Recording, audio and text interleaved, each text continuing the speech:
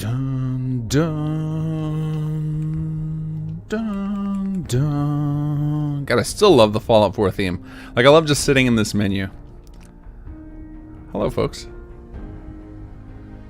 Dun, dun, dun. Skyrim's the same way. I hope to feel the same way about Starfield. Really crush it with their menu music. All right, let's see if our save collapses under the weight of the 2.2.0 patch. Hello, folks. If you guys can hear me, please let me know. We can get the volume all sorted out before the stream gets moving. Ah, coffee, coffee, coffee.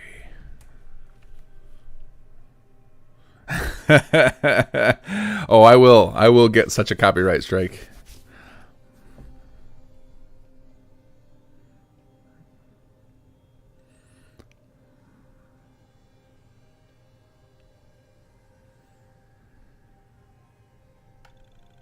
I've just accepted that is part of my weekly routine now. Is fighting the copyright strike. The nice thing is that so far they have yet to fight me on any of them. So I think they recognize that they're playing with fire already with that.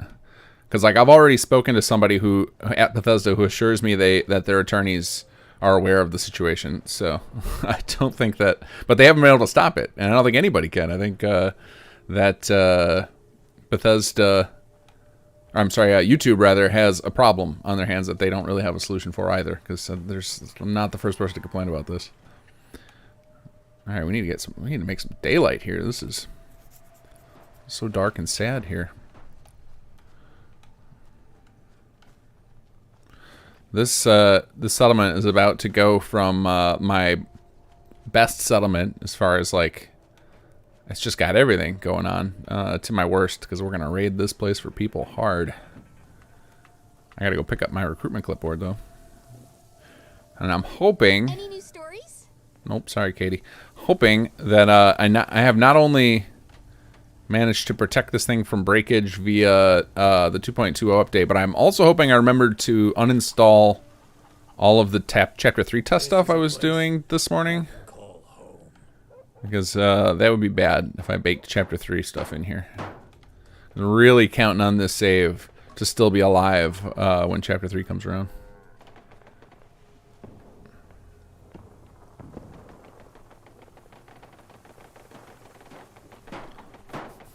Yeah, doing big patches on existing saves is not always a guarantee it'll work. Like, we try our best, we do a lot of testing on that, but there's no guarantee. So my save seems good so far. I'm not crashing here. We'll check out our numbers after I'm done killing these super mutants. Uh-oh. Get him, Cola!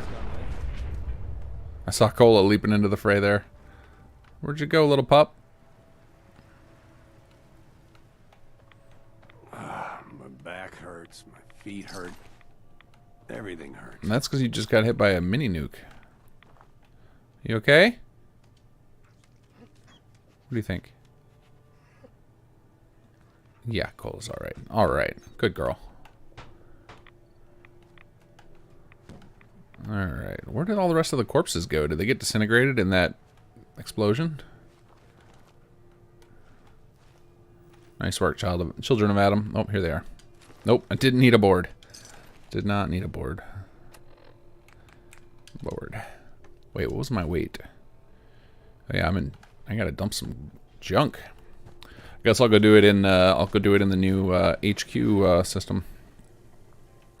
Yeah, I have backups of my saves. So, but like at this point, I can't really roll back, right? Like if I roll back, we lose a lot of progress on what you guys saw on the stream, and I don't really have time to go redo it, and I don't think you guys want to watch me play through the same stuff again. So it'll get to, like, if this save ever gets unstable, which, knock on wood, so far it's pretty good, I probably just start over, and then we call it and we just come up with something to make the playthrough more fun. Like, I'll install add-on packs, or I'll do, you know, all the, like, a-hole choices on the voice. Like, I'll just be mean to Jake and everything. We'll do something to make it spicy if we get to that situation, but I'm hoping we're still good here. All right, let me see. I need to figure out what time it is. Let's block this. Oh, there's my load order. You can see I was disabling. Now, you might not actually be able to see it. I don't know. I can never remember if I have my stream set up to stream just Fallout 4 or my whole screen. But there, now I can actually see the time. So 8:45. So as usual, wait until 9 o'clock to do anything useful. Right now, I'm just kind of looking around, waiting for things to upgrade. Let's wander over to Sanctuary again. Had enough of you chickens. Actually, we're gonna fast travel to Abernathy. Oh, we're up to 12 people finally. This place was like stuck on 6 for the longest time, and now it seems to have broken free.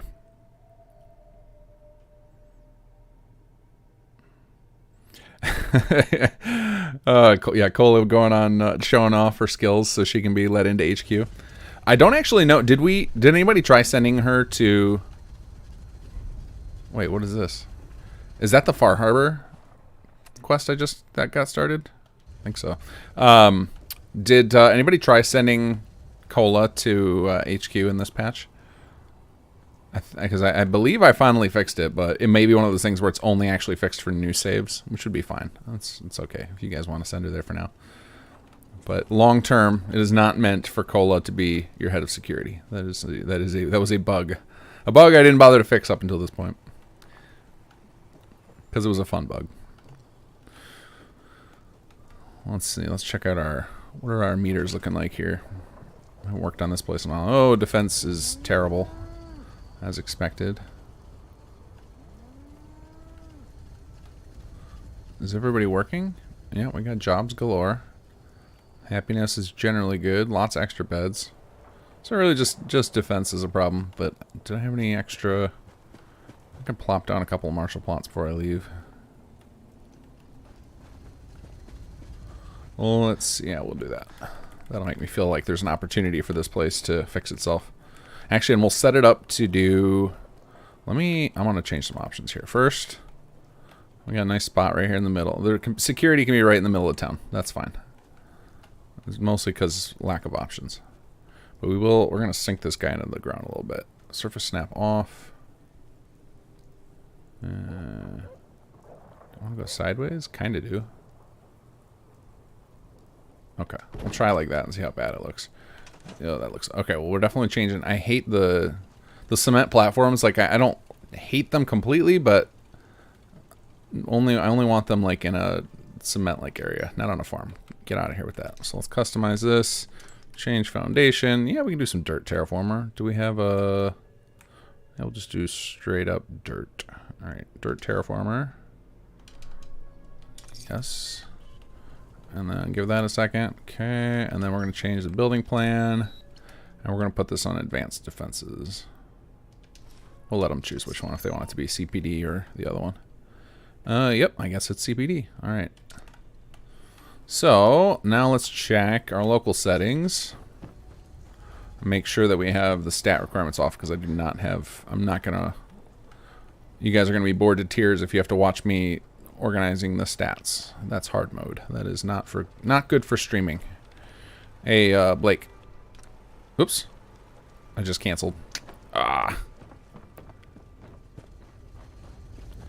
Going back. Let's try that again. Maybe it didn't cancel. Let's see. Yeah, no, it's there. All right. Let's do choose building plan again just to make sure. All right. Yes, keep this option. All right, let's wait for the construction costs to come up. Pay and build. That's what I wanted. There we go. All right, let's do back in here. Kick Blake off of his terminal. Move, please. Oh, it just let me sit on his lap. Okay. We're going to get cozy, bud. Let's see. On gameplay. Local settings. What is it called? Limit recruit. No, we don't care about that. We don't care about that. Special stats affect plot output. Yes. Is that not a local setting? I thought it was. Maybe it's not. Recruit by city plan. Designer's choice. Auto equip settlers. Assignment requirements. Here it is. Okay, I already turned them off. Okay, cool. Okay, so that means as soon as we get a new person, they should be able to equip that, and then we'll be good. All right, let's wander over to Sanctuary, see how we're doing over there.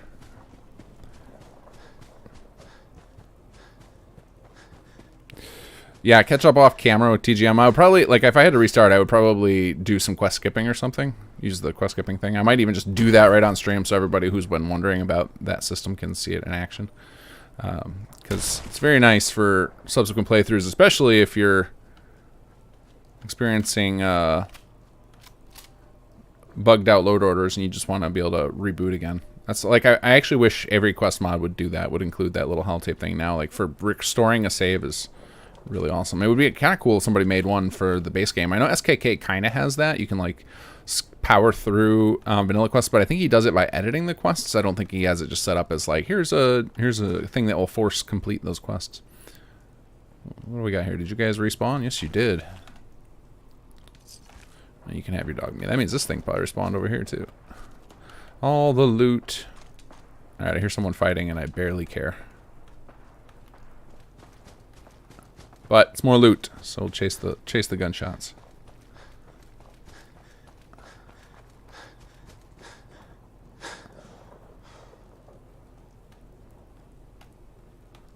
No, okay. Whoever it was, they took care of it.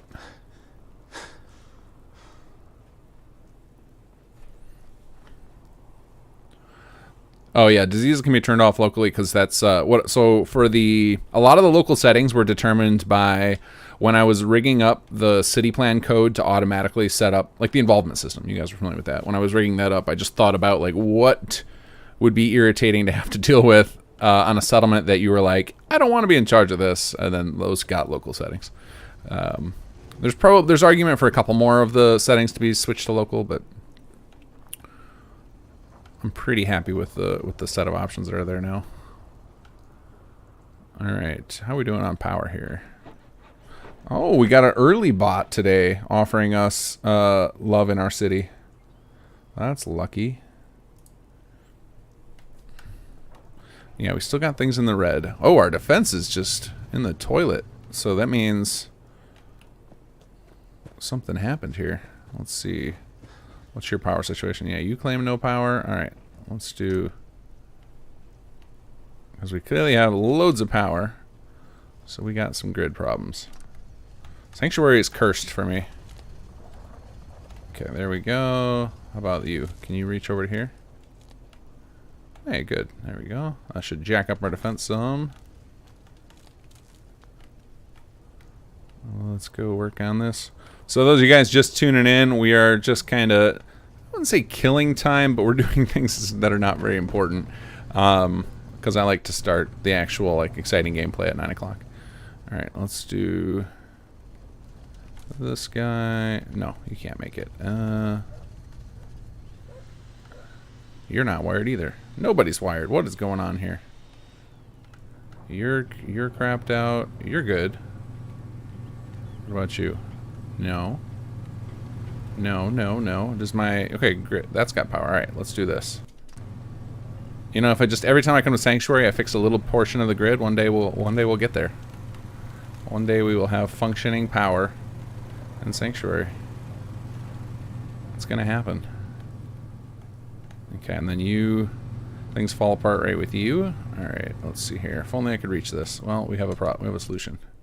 No, we'll just scrap it. And then can we reach over to you? No. All right, we need another one. Power pole time. I could actually just force the plot to spawn another one, but now I'm questioning how good those power poles are. All right, let's jam you in here. We'll intentionally make you face a different direction. Okay. Let's see, did that get him? Yep, that got him. Awesome. How about you? Nope. So is this one toast too? I wonder if like a lot of my plot power poles got cached, destroyed in the great corruption. No, it's just not interested in power in this guy. How about you? Is this? Yeah, that's definitely powered. Why is this plot toast? Let's try this. Refresh you.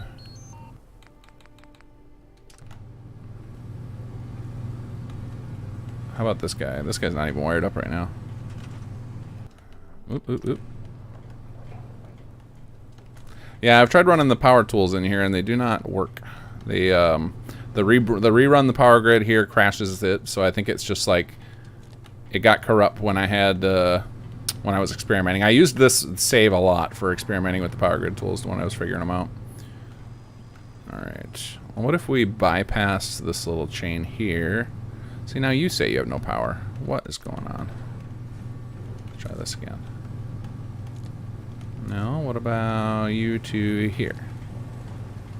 Okay, that wired you up. You, okay, now you got power. Yeah, I don't know what's going on here with these. Like, I think there's some like the nodes that I think are still bad or something. I really wish I understood exactly how the power code works. I understand how it gets corrupted. That was explained to me, that basically the references are pointing to non-powerable items, like they'll be pointing to like actors and stuff and random random furniture that can't be powered, and then that makes the game lose its mind. And then it'll try and run like power cycle animations on things that don't have it, and causes the engine to go all crazy. Alright, that got that guy. That got that. This ornate street lamp says no thank you. Yeah, I think I'm at the point where it's like you gotta replace everything in here, and I just don't have the patience to do that in one go. So, a little bit at a time. Wait, did you die out now too? Yeah, all these power poles. Just not having it with the power. Alright. How about now? You gonna light up for me? There you go. That looks good. And you? Yeah. Alright, let's test this guy. Okay, he's got power. So it's just those two. And these guys need food and water and defense. Oh, we still got a power outage. What is still missing power? You're missing power, of course. Even though I gave you your own... Oh, that's right. I took him off of his own private grid. We need to get that back under. We can't afford to have our... Although that should be... Unless I screwed it up. That... it should be now that the caravan plots are no longer required to have power to remain on the grid, because I know that was such a common thing where things would just fall apart for folks. Let's see. And we're out of ceramic. How do we get ceramic? Probably just scrapping something like this over here. I gotta probably scrap a toilet, right? Any toilets in here I can borrow?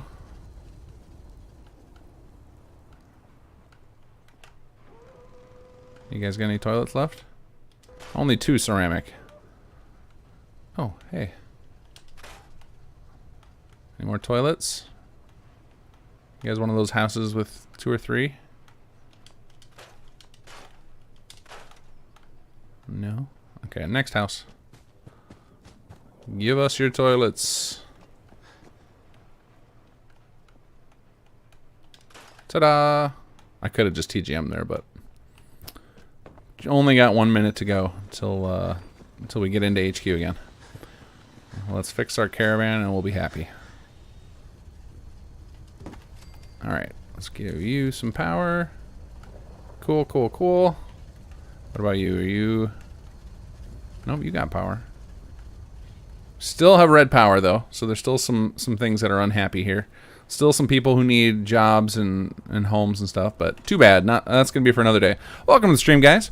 Let's see here. Chat. Did I hide the sex bot correctly? Yeah, looks like I did. Welcome to the stream. This is, what are we up to? Day 28 now, which should be week 28. As you guys know, I took last week off because I decided to grind out some last few bug fixes for the HQ 2.0 patch. And today I'm going to show you that stuff. So if you want to experience the new content yourself first, then probably a good time to tune out, and we'll catch you next week. I am going to be probably doing HQ every week for a while now, because it's going to take a while to play through all the mechanics and upgrade the place. But I am today going to definitely do the new Jake quest, so there will be spoilers. And hoping today we find some more bugs for the list so that I can get HQ even closer to perfect, because we have a lot of Chapter 3 stuff that's going to happen in that location. So we want to make sure that it is a safe place to do so. We don't want you guys having to be afraid to go complete the main quest because of broken mechanics or an unstable location. So we're going to keep working on that. If you're new to this stream, I have... I don't think I'm not diagnosed ADD, but I certainly act like I am. I have trouble paying attention to chat while I'm doing stuff, so I tend to just focus on the game hardcore, and then about halfway through the stream I shift gears and I pay almost no attention to the game and pay attention to you guys, and we just hang out and answer questions. If you do want a question to be seen by me, make sure you include @KingGath. I see it like highlights really bright orange on my other monitor, and I see it. And then if any of you guys want to donate to the cause to help with development, if you super chat at me, I'll see it mid-stream, and all that money just goes into a pool to help pay for the costs of developing the mod. Because it turns out running a bunch of servers for community stuff and for our own tools and paying for software ends up adding up quite a bit. All right, let's head over to HQ. So I think, let's see, we were doing the main quest, which oh yeah, I need to keep going on the main quest if I want to get to Institute, but we don't need to do that yet. We're still waiting on Clef because we're trying to collect all the settlers too, but we'll take a break from that today. We've been doing that for quite a while now. Let's head to HQ. And here's our first test of save stability. Are we going to crash due to all the changes? I certainly hope not. The power grid system is a big bug. The power grid is a bug in Fallout. That's not on me to fix. Write your local Bethesda. I think they know it, and like if you see some of the videos for Starfield, it looks like there was no sign of wires. So, hey, we finally unlocked the last industrial class conversion. Oh no, there's still one more. It's conversion and then production. But I noticed in the showing, anything showing off the what do you call it? The Starfield base building system. There's no sign of power wires. It looks like they might have just went to a straight meter system where it's you either have enough power or you don't, which would be much safer. Uh-oh, we got a radio we got to destroy. Where's that coming from? Well, apparently wherever it was, I got far enough away from it. Shortwind, thank you for the donation. No message for me to post, but thank you, appreciate it. Enjoy the coffee, Lupe. I am doing the same. This is a good time. Got a favor to ask. Ready, let's go. Why? What's this all about? Well, Lupe's come up with an idea, and it's a pretty good one. But we're gonna need something special in order to pull it off. We need a device called a memory lounger. Now we know where we can get one. There's an old theater full of them in Goodneighbor. The problem is, the person who owns them isn't too keen to hand any over. So we were kind of hoping maybe you could go negotiate on our behalf? Got it. Off to Goodneighbor then. I knew you'd help. Lupe will go on ahead and meet you there. Best of luck, Chief. Oh, hello. I think we accidentally forgot that one quest on our list of custom icons. So that's something that I believe we poked around about, but I have to double check. All right, let's head off to Goodneighbor then. Actually, I can fast travel out of here. Just can't fast travel out of the Ron's office.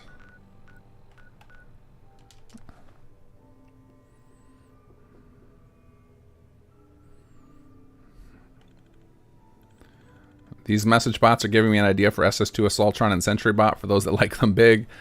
We've hit our quota of sex joke robots in the mod already, Oscar. We already have one. We can't do any more than that. Only one Fisto per game.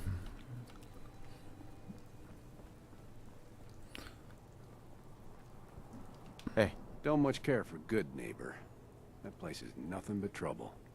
I love that that we did this. We just had a little HQ security guy standing out here.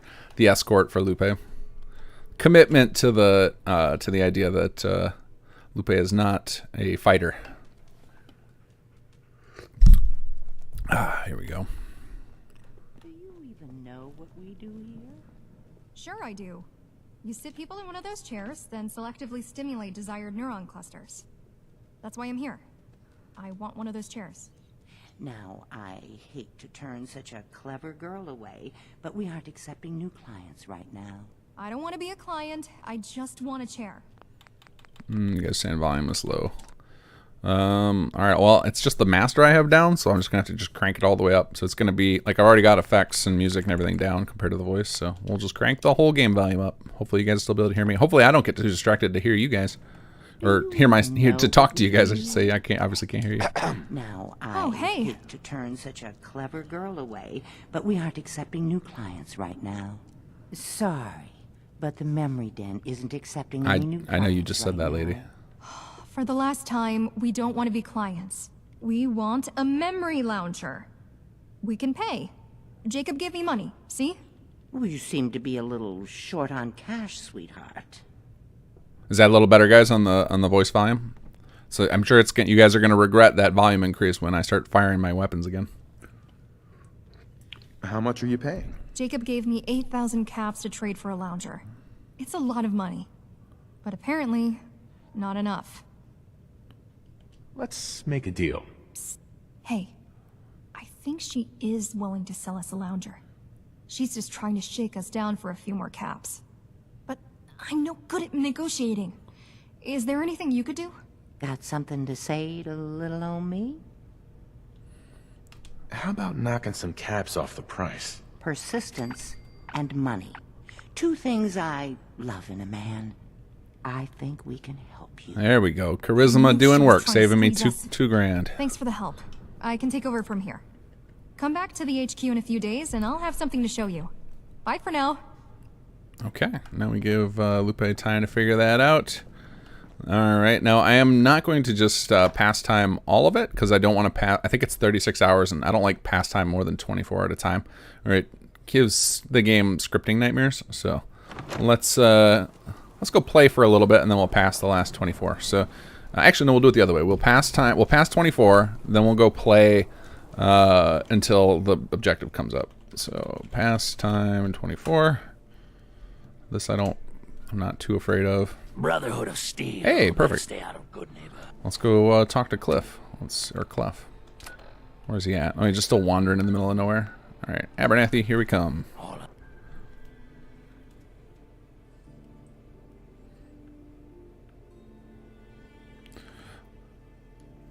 Yeah, props to Sir Rick for putting in the effort to use vanilla dialogue as much as possible. I really like that he does that 'cause it makes this whole thing feel much more tied together. All right, Clef, what do you got for us? Hey there, Slick. How are you feeling? I'm all right. Maybe even better than that. Looks like they caught him all right. Reset him, and he just went and got his free will back all over again. Forced a review of his old batch.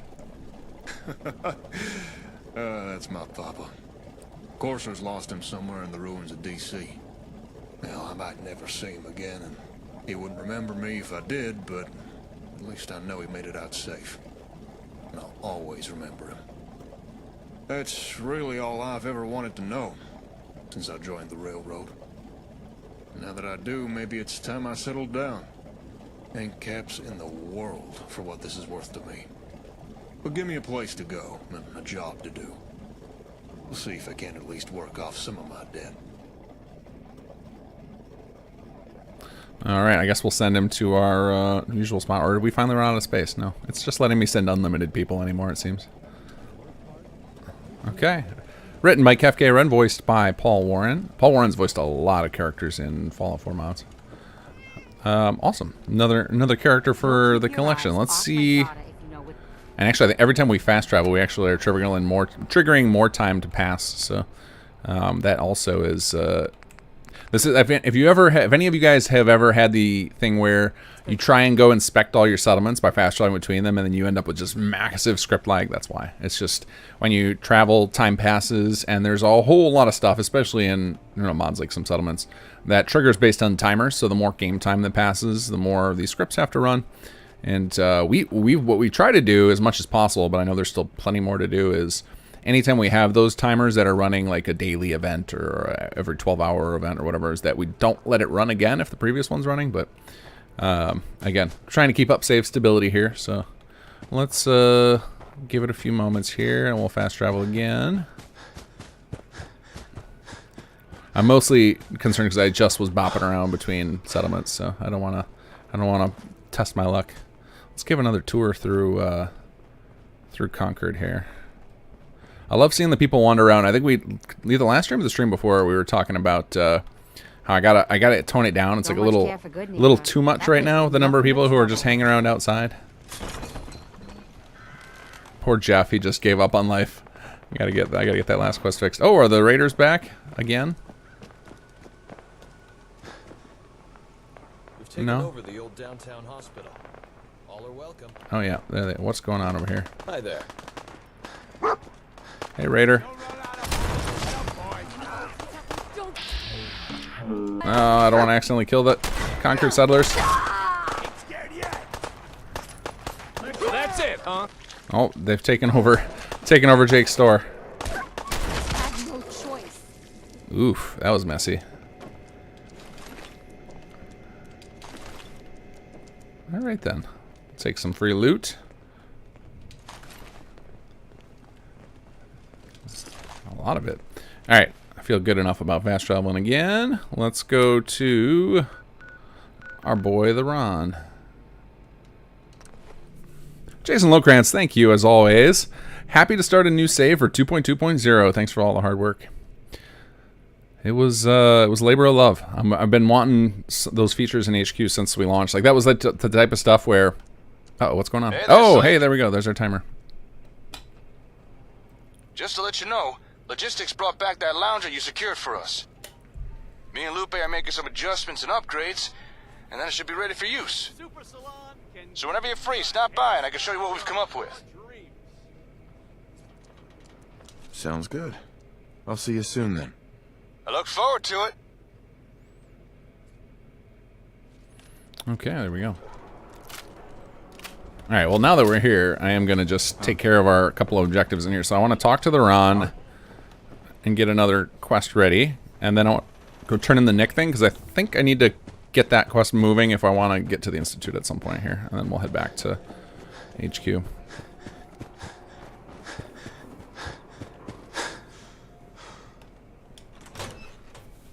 Can I code it so the Concord Raiders don't spawn anymore?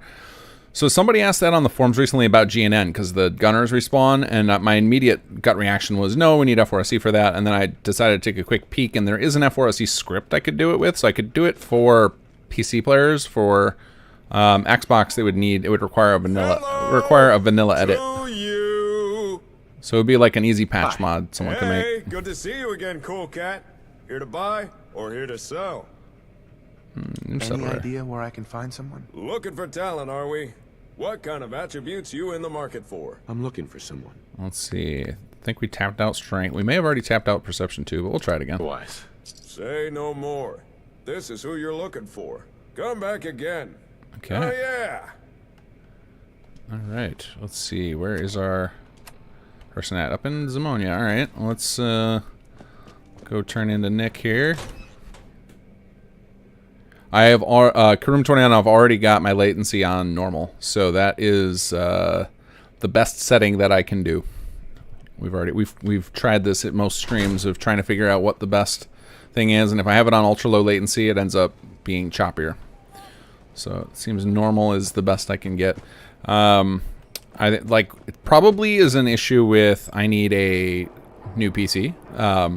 As many have heard over the past, X amount of months, I don't remember how long ago it was now, 4 or 5 months ago, I had a storm mess up 2 of my computers, and I was able to salvage this one, and then I tried to do a capture card, and didn't work out. It'd be a great quote. He's my client. I need a new computer, and don't want to spend the money on it right now. Well, well, speak of the devil. You're back, and not with your son. What happened? You were right, Nick. Kellogg did have my son. But that wasn't all. He was working with the Institute. He gave them Sean. The Institute? Oh, boy.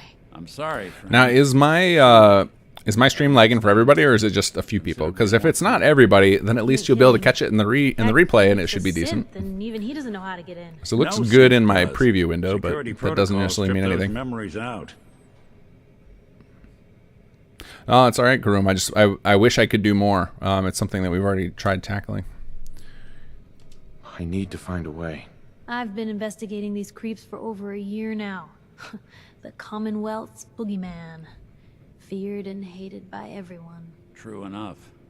Sometimes they snatch people in the middle of the night, and sometimes they leave old synths behind to remind us that they're out there, but to this day, there's one thing nobody really knows.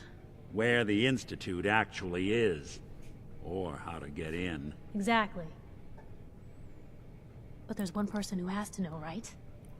The guy who just handed them Sean. Kellogg. All right, a lot of people are saying it looks fine. So, Karoom, if it's making you ill to watch it, which I know for some people it does. I think Lori just said makes her ill. The full VOD of it'll go up, like right after I'm done, and then you can catch it in the replay, and that should be good. And then we do an edited version on Mondays, which will have just the gameplay parts. Man like that would have had access, in and out. Yeah, but I'm guessing he wasn't the surrender and talk type, was he? He's dead, Nick. So, a murderer and a kidnapper gets his brains blown out by an avenging parent. Huh. Be a great ending if we didn't still have the biggest mystery in the Commonwealth to solve. He wasn't gonna talk. Even if I had a way of bringing him in alive. Gets his brains blown out. Huh. His brains. You know, we may not need the man at all. You're talking crazy here, Nick. Got a fault in the old subroutines? Look, there's a place in Goodneighbor called the Memory Den. Relive the past. That's kind of funny moments in your timing, mind huh? as clear as the day they happened. If anyone could get a dead brain to sing, it'll be Dr. Amari, the mind behind the memories. We got our own lounger though now. Jake just told me about it. Why don't we just go there? I should probably not put ideas into Sir Rick's head to reroute the main quest into our territory. That would be a lot of work. I hope you're right, Nick. Let's see. I guess we're gonna need a piece of Kellogg's brain. Enough gray matter to bring to Amari and find out if this is going to work. Jesus, Nick. Gross. Seriously? I know it's grisly, but what choice do we have? We got no leads, nothing. That old Merc's brain just might have all the secrets we need to know. Actually, I think I already have something. I already dug around in his skull. Don't mind me. Thing attached to his head. Cybernetics, huh? We may have just won the lottery. Whether we're riding this crazy brain train or not, we can't all go running across the Commonwealth, so who's coming with you? I have to go to the Memory Den either way, if I'm going to introduce you to Amari. But if you want to head there together, just say so. No. I'll head there on my own. All right. I got dog See you meat, at the guys. den. Don't worry. We're gonna get your boy back. Just a few more steps. Well, you two are out. I'm gonna do some more research. I'll be at the public if you need me. And by the way, at some point, you owe me an interview. I want to hear how this whole story got started. Okay. Yeah, no, we're not talking to you, Piper. We just need to do Dangerous Minds. What is it? Dangerous Minds, and then we get to find our way into the Institute, right? We get to do the teleporter Maybe or constantly trying to kill us, but come on, guys. Commonwealth never lacks for excitement. You know, I really want to go and install Sidante's mod that lets me shove people and ragdoll them. It was one of the greatest mods ever made. Hi. Oh, hello. Okay, off to HQ we go.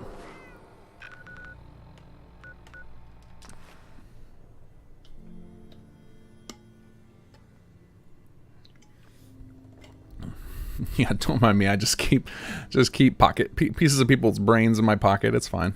I'm normal.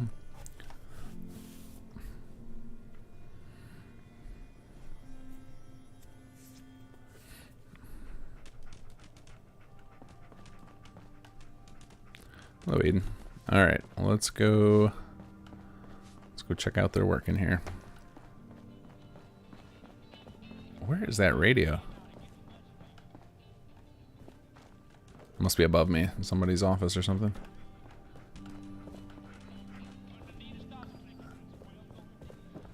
Into Goodneighbor. Place is decent. Trying to like follow the. Oh, you know what? I bet I got my headphones on backward again. I do it almost every time. How about that? Welcome back. As you can see, the memory lounger made it here one piece and is ready to go.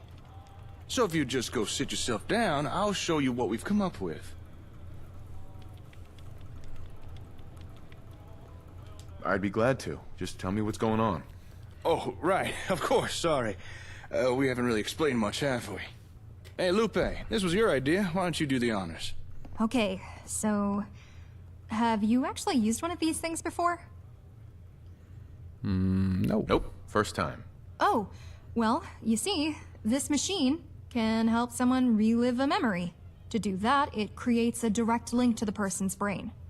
What we'll be doing is overriding the lounger's normal function, so that you can experience something other than a memory.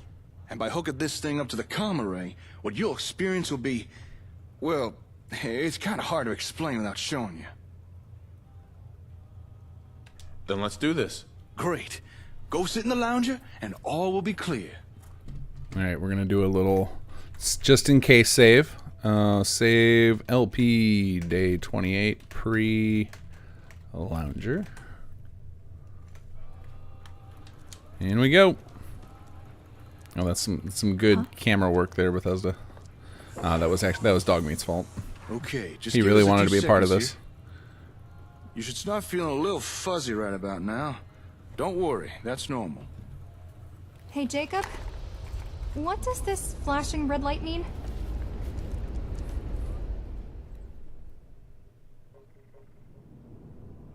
Hey, you in?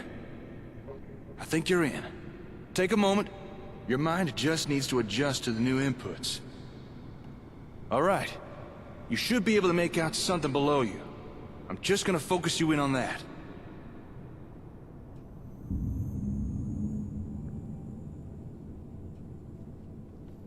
There we are.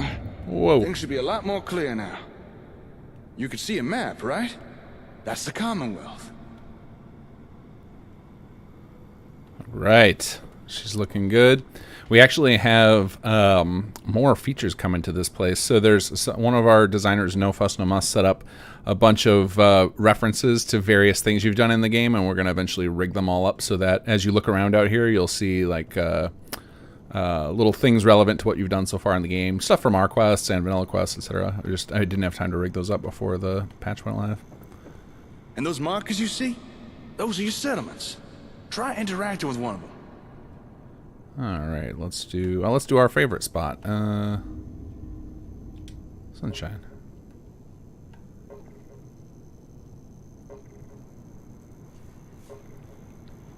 This little miracle piece of tech was thanks done. to Pra, You're now who seeing all the plots within that cell. coded this out. If you're feeling a little disoriented, you could use the settlement's workshop as a point of reference. Should help you get your bearings. Now, if you interact with one of those plot icons, you can directly interface with the ASAM controlling that plot, allowing you to make changes.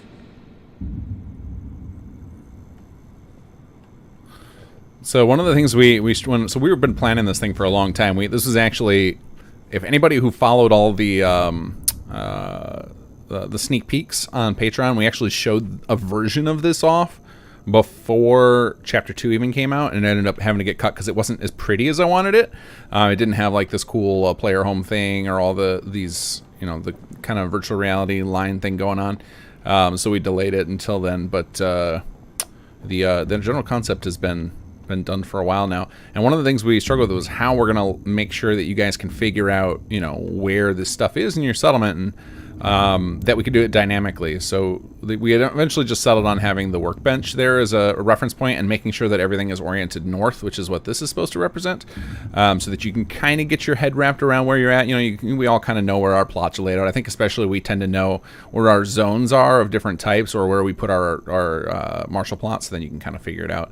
We wanted, there was a lot of discussion about other things we might do, like let you place some special workshop objects that could show up on this map, like some flags, so you could mark some locations. But I haven't had any complaints about how this works from any people who tested this. Mostly everyone's like, how the hell did you do this? Ask Pra, he's the mastermind behind this. But yeah, we can go in and edit a plot here.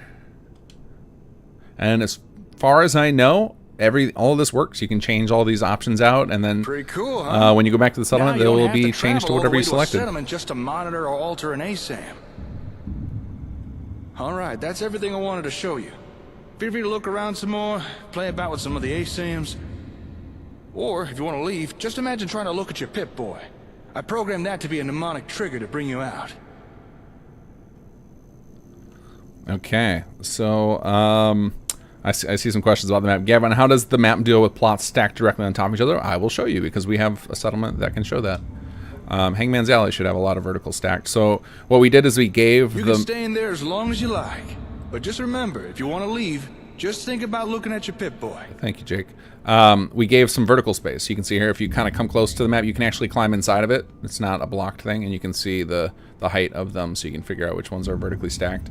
And I think we gave it enough space where you can interact with all of them. Like, I don't think I don't think you can get the plots. Like, if you stack 2 plots so close together that they couldn't stack vertically in this system, then you probably did it just to bug the system out, right? Like, it's not likely that you would ever actually want to stack plots that closely. I have to ask, did you do this because of the movie The Matrix? Not really. I mean, there's been enough memory stuff and VR stuff. This was just always something about, I wanted a way for you guys to be able to do stuff to your settlements remotely, and then, you know, knowing what we had pulled off already with city plans, I had the idea that something like this might be possible, and I suggested it to Pra, and I said, I have a crazy idea.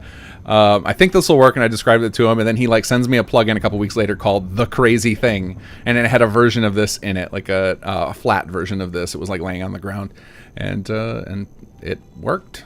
I don't want to say it just worked. I'm not going to give it the Todd spin, because I'm sure some of you guys are going to come up with some broken stuff, but the top of that map means the top of the map should always be facing north. Everything should be oriented north. And then if you click on this north marker, it'll actually refresh these positions, which is sometimes necessary. Like if I go to this and I change the plot type, which I'm not going to right now, then it'll still say agricultural until after I hit refresh markers. So if I wait, you know, like a minute after, because you guys know how long it takes to change plots over. It's not a quick process. It's still not a quick process remotely.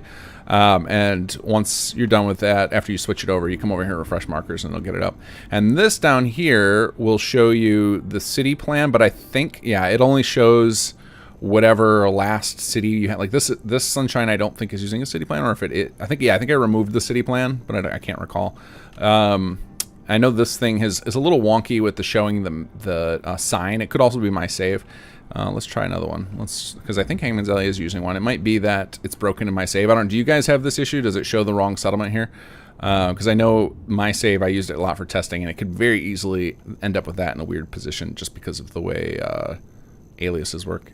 One of the things we did that was thanks to XV is we actually added support for... in the default, it has Commonwealth, Far Harbor, Nuke World, because I have those installed. We also added support for Point Lookout and Project Mojave. And I just put out a tutorial today if people want to add support for other mods with custom world spaces that have settlements. It's pretty easy to do. It's something you could probably make a mod to add one of your existing mod world spaces to this system.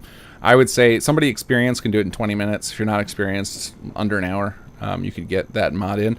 And if anybody wants to add some world space mods into the system, I can merge them into SS2 and just make it available to everybody too. But I love this system. I think it's really cool, and I want to make use of this, make the space more inviting. We have some ideas of some other stuff we're going to do in here to make it so that it's fun to come back in here more than just as a way to mess with your settlements. But for now, that is enough hanging out in here. Kyle Harris, yes, all this is on Xbox. Shine. You alright? You may feel a little woozy for a while, but it'll pass quickly. What did you think? Did you find it useful? I did, thank you. Okay, that's pretty good. I'm impressed. Really? Oh, I'm glad. We'll keep the lounger running 24/7, so if any time you want to check on a settlement, just take a seat. And just so you know, Lupe poured her heart and soul in this little project, so I do hope you get some use out of it. All right, we won't keep you any longer. Take care now. Hi.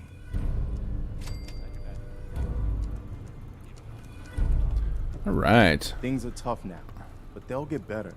Thanks, Preston. Is it Canuck? Is it coincidence or purpose that Jake used the SS as home? I don't remember what our. I think we just decided it would be cool to do the player's home as kind of like a. You know, if you imagine that this thing was programmed to just use a space that whoever was using it would feel comfortable in. I think that was our like headcanon for it, but I don't know how much thought has been put into like Jake's motivation and what he chose, or if he actually chose it specifically. Okay, I gotta find that radio so I don't get my whole video knocked out here, because some of these songs I'm sure are owned by Sony. Dark and gross. What can I do Is it- for you? Hello. Is it you? In caps or bullets? Is it you, Mansfield? Are you the one listening to music? Oh, no, it's this place. Here we go.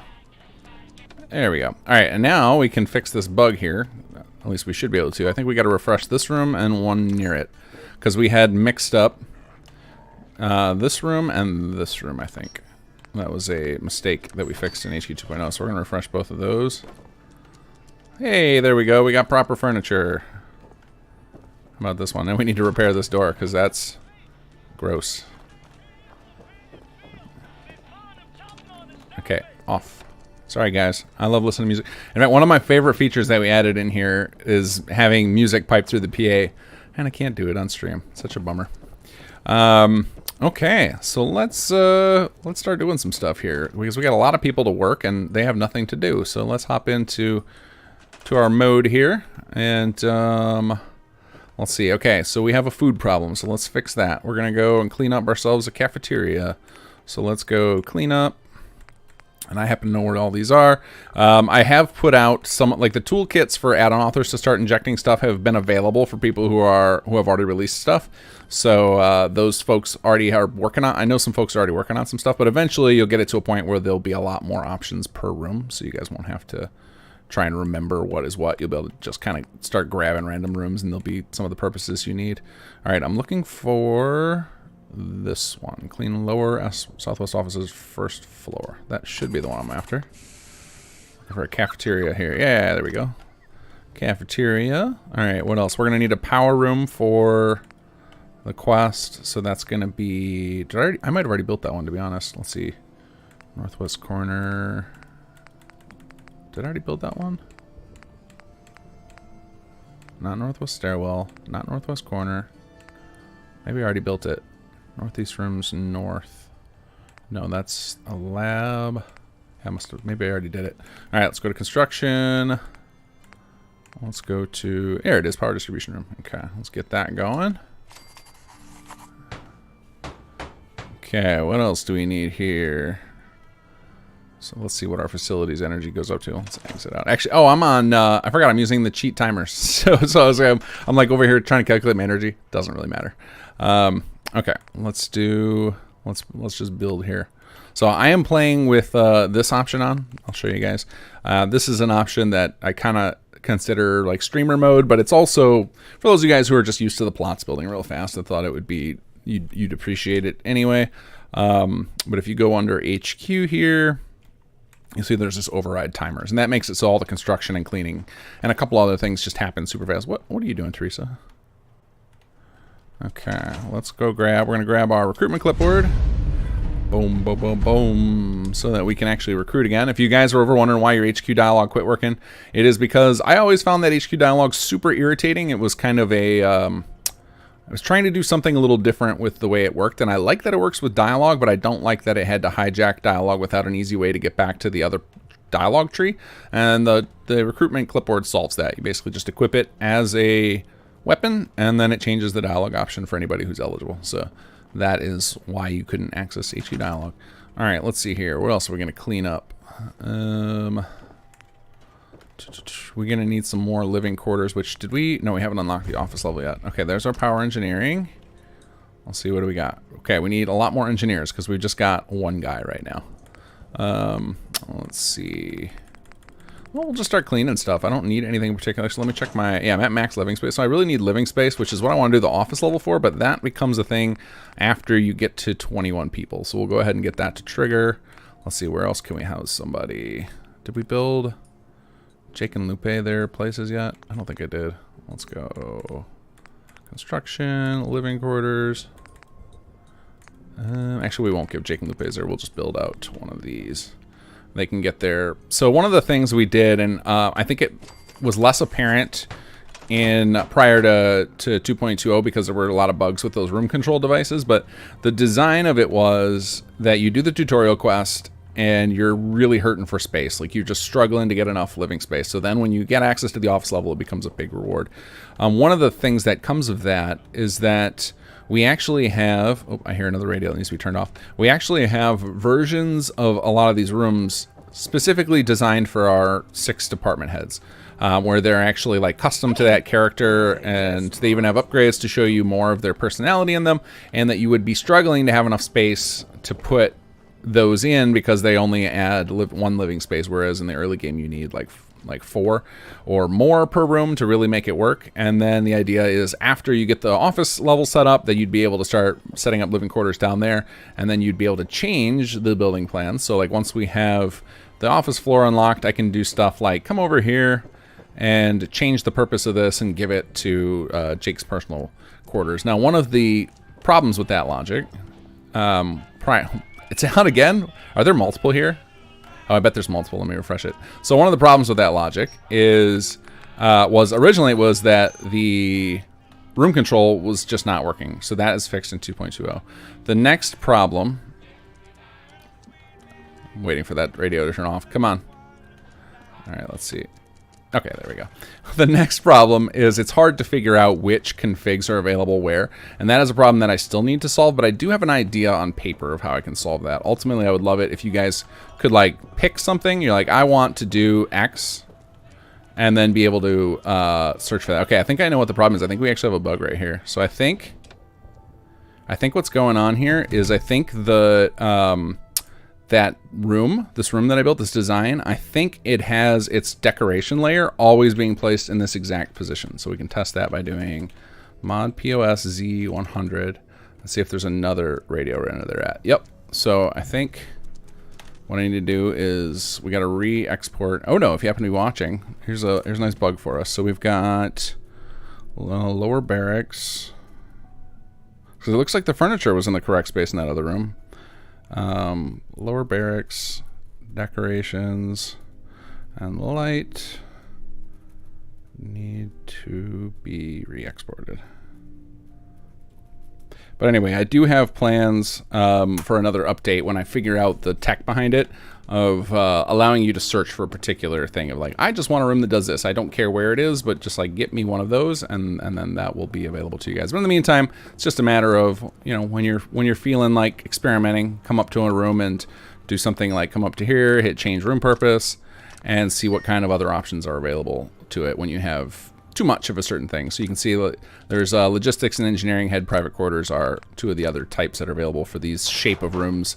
And the way we did it is we tried to use any rooms that were identical or near identical. We would allow the designs to work for multiple. So they kind of like the room shape kind of becomes like a plot type effectively, or like kind of like, you know, the difference between 1x1, 2x2, 3x3 plots. All right, let's go see if our cafeteria finished in here. Looks like it's trying real hard.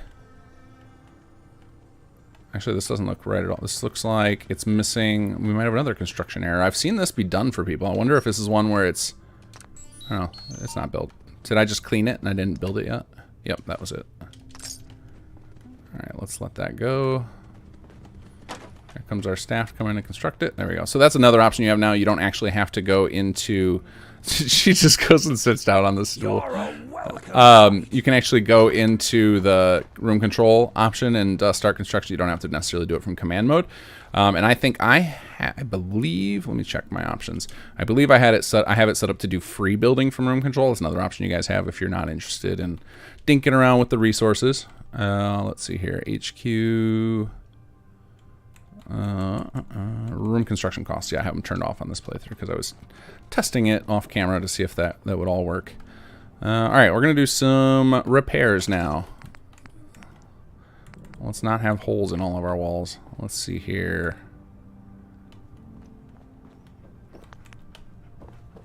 Okay, scrap logistics we don't have enough of. So this is the one spot where I do have it still enabled. Let's see, what do we want to repair though? I guess we'll repair our room. If I can remember what wall that is. That's going to be... Is it this guy? No, that's lower closet. And that's the roof domes.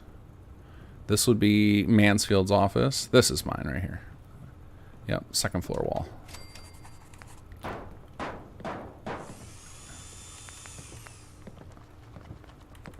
We'll just do a couple. That's fine. There you go.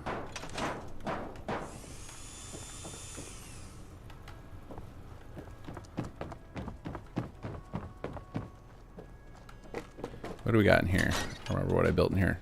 Oh, nothing. I just cleaned it up. What did I choose you to be? A supply closet. Okay, so that's to increase our max logistics.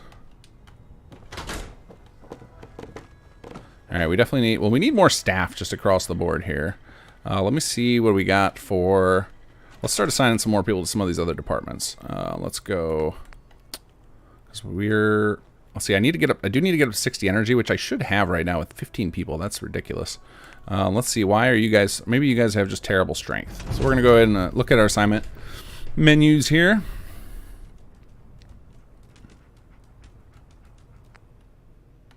Okay, yeah, look at all these one strength guys. Yeah, well, you settlers are terrible. I need to kick you all out and send in my big dogs. Okay, Preston's in logistics because he has 7 endurance, so that's where we'll keep him. Yeah, we need to definitely reassign some other folks. All right, let's pop back into here. Let's go to logistics so we can get our scrap logistics up.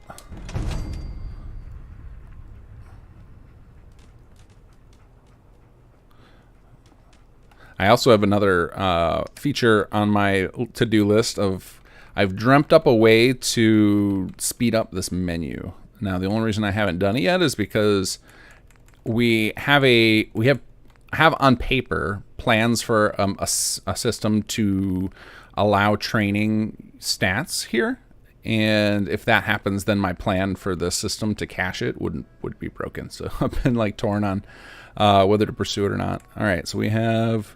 Yeah, you're not great with endurance. Let's see. I guess I can go scan people, but I find it's not particularly fun to run around and chase people. So that is like one of the reasons that that we designed HQ the way we did. I find I'm just going to go in here and look at each department and look for people that have like a decent high stat for their department. You can see on the far left of the list, it shows you their stat that they would be offering. So you can see who would be best in here. Like Preston would be better in engineering than he is in logistics. So I could move him, but I don't want to kill off my logistics right now. Okay, so Set and Mansfield also would be far better in here than facilities. I'm just leaving him in charge of facilities because it feels right for the story, because that is what he claimed to be. So I'm going to leave him there. Let's see. Let's go to security. We don't necessarily need security staff yet, because until you finish. Actually, no. I guess it's as soon as the tutorial is done, the disasters start up. So I have done the tutorial part. Let's see here. Again, Mansfield's just like, I'm terrible at my job. Put me anywhere else. Okay, we're gonna put sneak. I like sneak in security. That just feels right. Randy Adams also feels right in security because he's always talking about dealing in lead. So we'll move you guys over. Again, Preston. Oh yeah, all of the companions. If you're looking for people with jacked stats, go grab your companions and send them here. They are like super overpowered. So are the characters you start with in Concord. What are their names? Like Mama Murphy and Sturgis and stuff. They've got pretty jacked up stats too. And then we'll put. I can't put anybody in admin. I need more job slots for admin. So we will be canceling this out immediately. And let's see. I'm probably gonna put Teresa back in here just in case. Oh no, I think I did that. I did that when I made my patch note video. You guys watched that happen. All right, so let's see. What can we build next? We definitely need to send more people here because our people are terrible. I sent a bunch of people with terrible stats. All right, cool. Our food situation is under control now. All right, let's do. We got more space. We need more admin jobs. All right. So let's go clean. Let me think of a good admin job we can add. Not the bathrooms. Central office. We'll make that a big admin office. And hopefully we have enough energy. I might not. We'll see. Central administration offices. This might be a 60 energy job to build. Let's see. Wasn't paying attention how much it costs. All right, and then we'll get Jake. See if we can get Jake doing something. Do I have enough? Power station requires 20 engineering energy. Okay, need more folks for that. All right. So can we do another repair project now? Yeah, why not?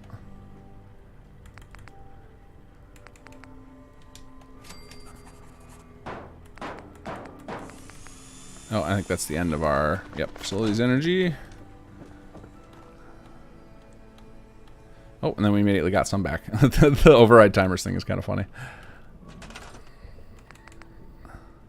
Let's repair the balcony up here, because this place is a death trap. I actually think there's a couple of these holes you can fall through.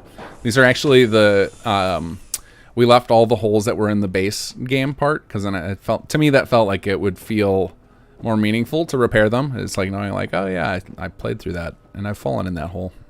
Let's see if I can fall in, make myself fall in this hole over here. Yep, there we go. This thing right here, the spiral staircase, this was like Hoxie is one of our 3D modelers on the team, and this is the thing that I am most proud of that he pulled off. It was like they actually have seen settlers pathing on this thing. All right, there we go. We've got, let's see, go check our repairs out. And there we go. Board's all patched up. Let's see if our pesky hole is gone. Ta-da! All right, we're just gonna keep doing repairs. This is a nice and easy one with some instant feedback.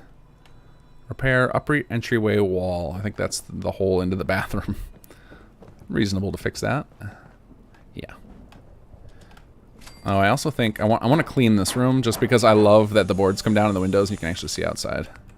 It's one of my favorite features of this place.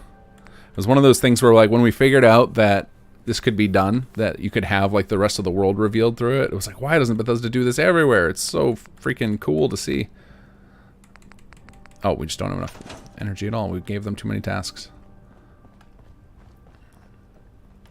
The rain coming through the ceilings is so dumb.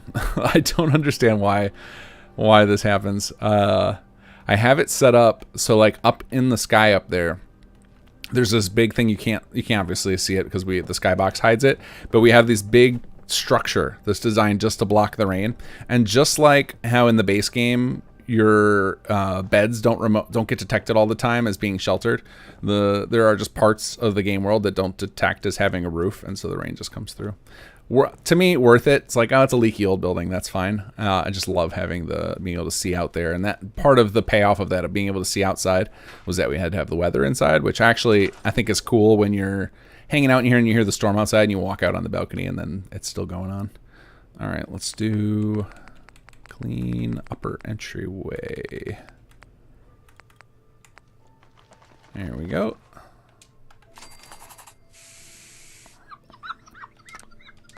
And yes, we'll make that a lounge because that is the option we have available. I wish I could, this I don't love, the people teleporting like right in front of me. Not a fan of that. I think at some point, the AI is another one on my list of like, I want to do a way better job of this. So I came up with all new AI packages for HQ to avoid the ones in the settlements that you guys are, I'm sure, familiar with of all the time, because we complain all the time about it, of the settlers just standing around. And I had it working great in like an early alpha phase, and then once we got deep enough into designing out HQ, then you know, they gave up again and they started acting like settlers. So I can't tell if it's that they're just not using the packages I gave them, or if the packages just don't work with the current incarnation of HQ. Because most of the time when you see these guys come in, they stand there near the room or stand next to it, and then they wander off and they find a chair, which is pretty amusing. But it feels very Bethesda, so I didn't feel an impetus to fix it quickly. All right, admin jobs, we can do more up here. What do we got? Administration offices, that's for downstairs. We need, oh, we're out of organic materials. Okay, so you guys might see on my screen up there, it looks like I have materials available and everything.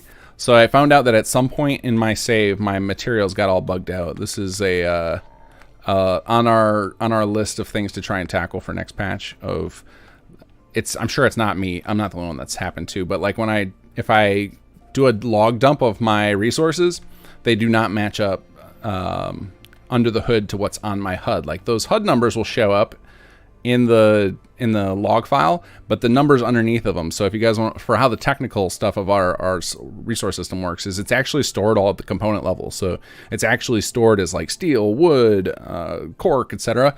And then it rolls all those numbers up together to get the ones that you see, and it rolls them up in a way that rolled up number is cached, so it doesn't have to look it up constantly.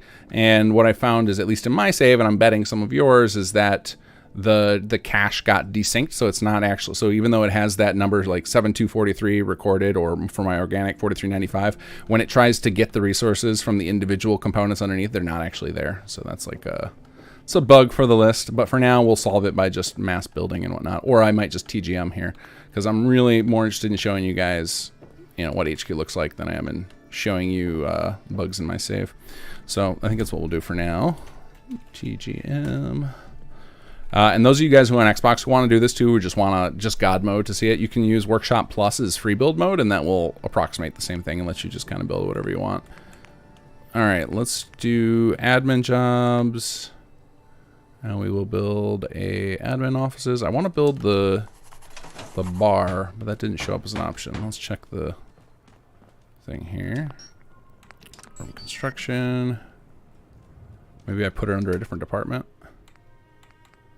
Yeah, we'll do a classy staff bar. I like that one.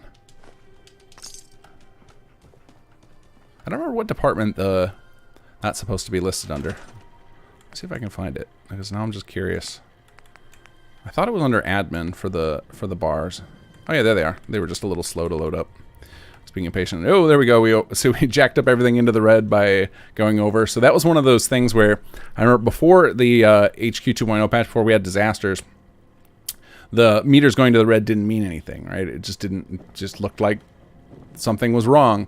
And the intent was always for when they go over, that means you're more likely to have a disaster happen. So I won't be shocked if we start getting our first disaster triggers here. Actually, I should check and make sure I have that turned on, because I definitely want to fight some fires.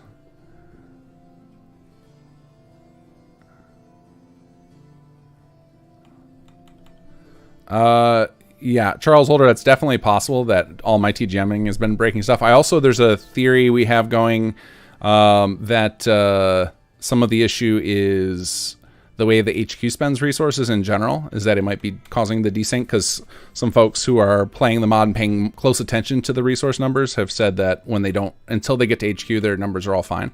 But we're close to getting to the bottom of it, so we'll get it fixed. And then when I do, I'll also make it so that it will be able to recalculate resources in saves like mine that are not working correctly. I totally forgot what I was going to check in here. Oh yeah, I want to make sure disasters were on. Oh, we want attacks on. Is that off by default for everybody? Did I accidentally set the global to off by default for the attacks? Or did I do that in my save? I'm not certain.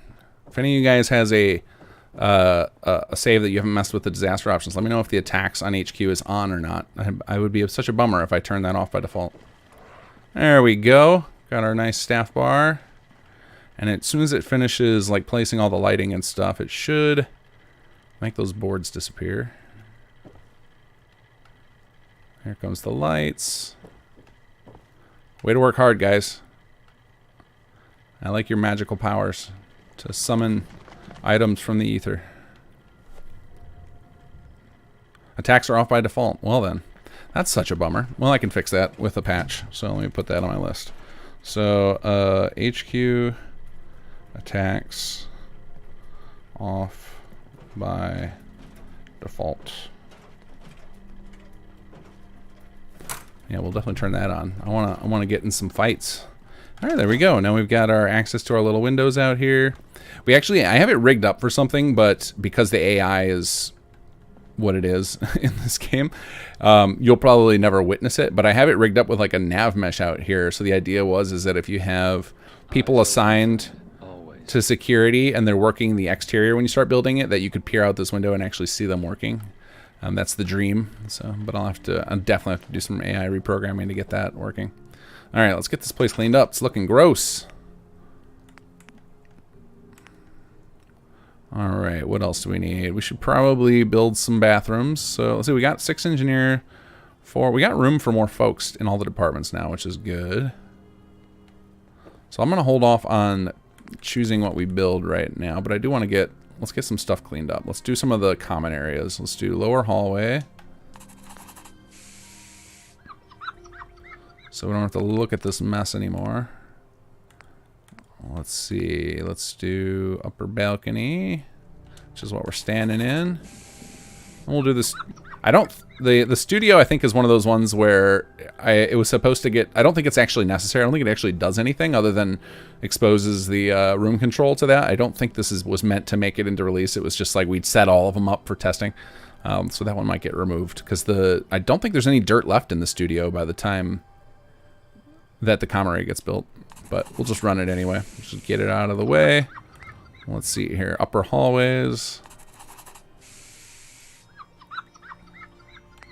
Yep, common area. Let's see, did we get all of the... I guess I can... Oh, oh! Yeah, now we're just starting to have fun. We must have just had an infestation. Yep. Everybody's just hanging around in Mansfield's office. Ready to go, take them down. Good work, guys. Oops.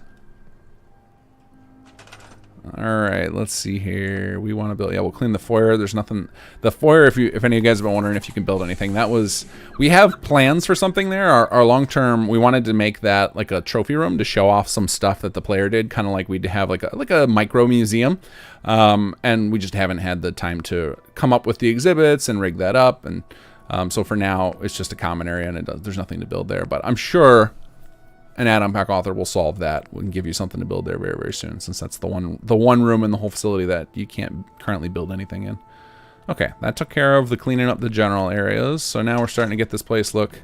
Hey, what's this, guys? Leaving a mess around. Okay. Well, now this is a lot nicer to look at. And if you're wondering, any of you guys who have gotten this far wondering, why can't I clean up this big room? That happens after the next quest, which I think... Now we've got a little bit of a basis here. We've got some room in all the departments to send people, so I can go recruit a couple more people, and that'll start the next quest as well. So let's go do that. Let's head off to... Oh! I think you guys missed one. Got company! That's how we do things around here. Okay. Let's head back up. And we're going to go to Sunshine and start grabbing our high stat people, sending them off this way.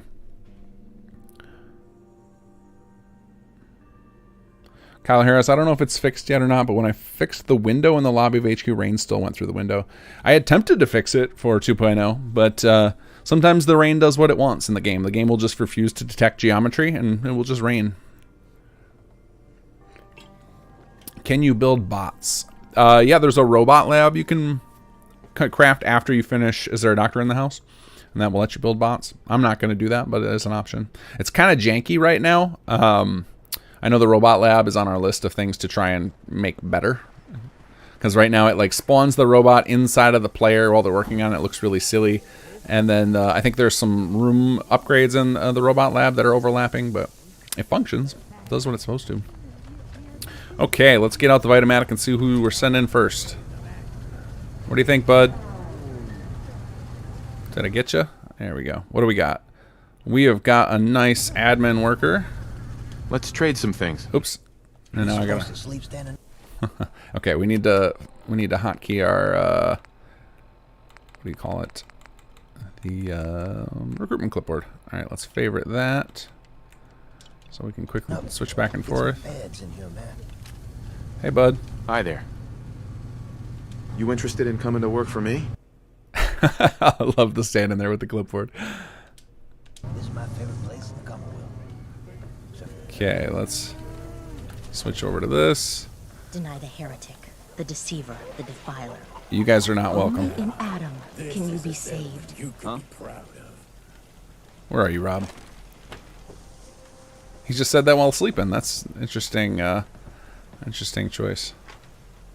What do we got here? We'll scan him. We won't pop him so he doesn't wake up. Let's see. Mediocre. I'm looking for eights and above right now to get us started. Move, move, move. Let's see here. Oh, I think Audra's pretty. Hey, People are sleeping in shifts and Pretty fighting loaded over with beds. stats. Oh yeah, here we go. Could be good logistics or science. It's becoming a problem. Hey, there we go. Exterior unlocked. And I think the exterior actually unlocked before this pop-up came because I could clearly see the exterior construction projects. That could be my save or could be a bug. Is anybody else seeing? Are you guys seeing the exterior projects available before you get this pop-up? Because that might be another little quirk we gotta fix. But I'm gonna, for now, just assume it's my save file.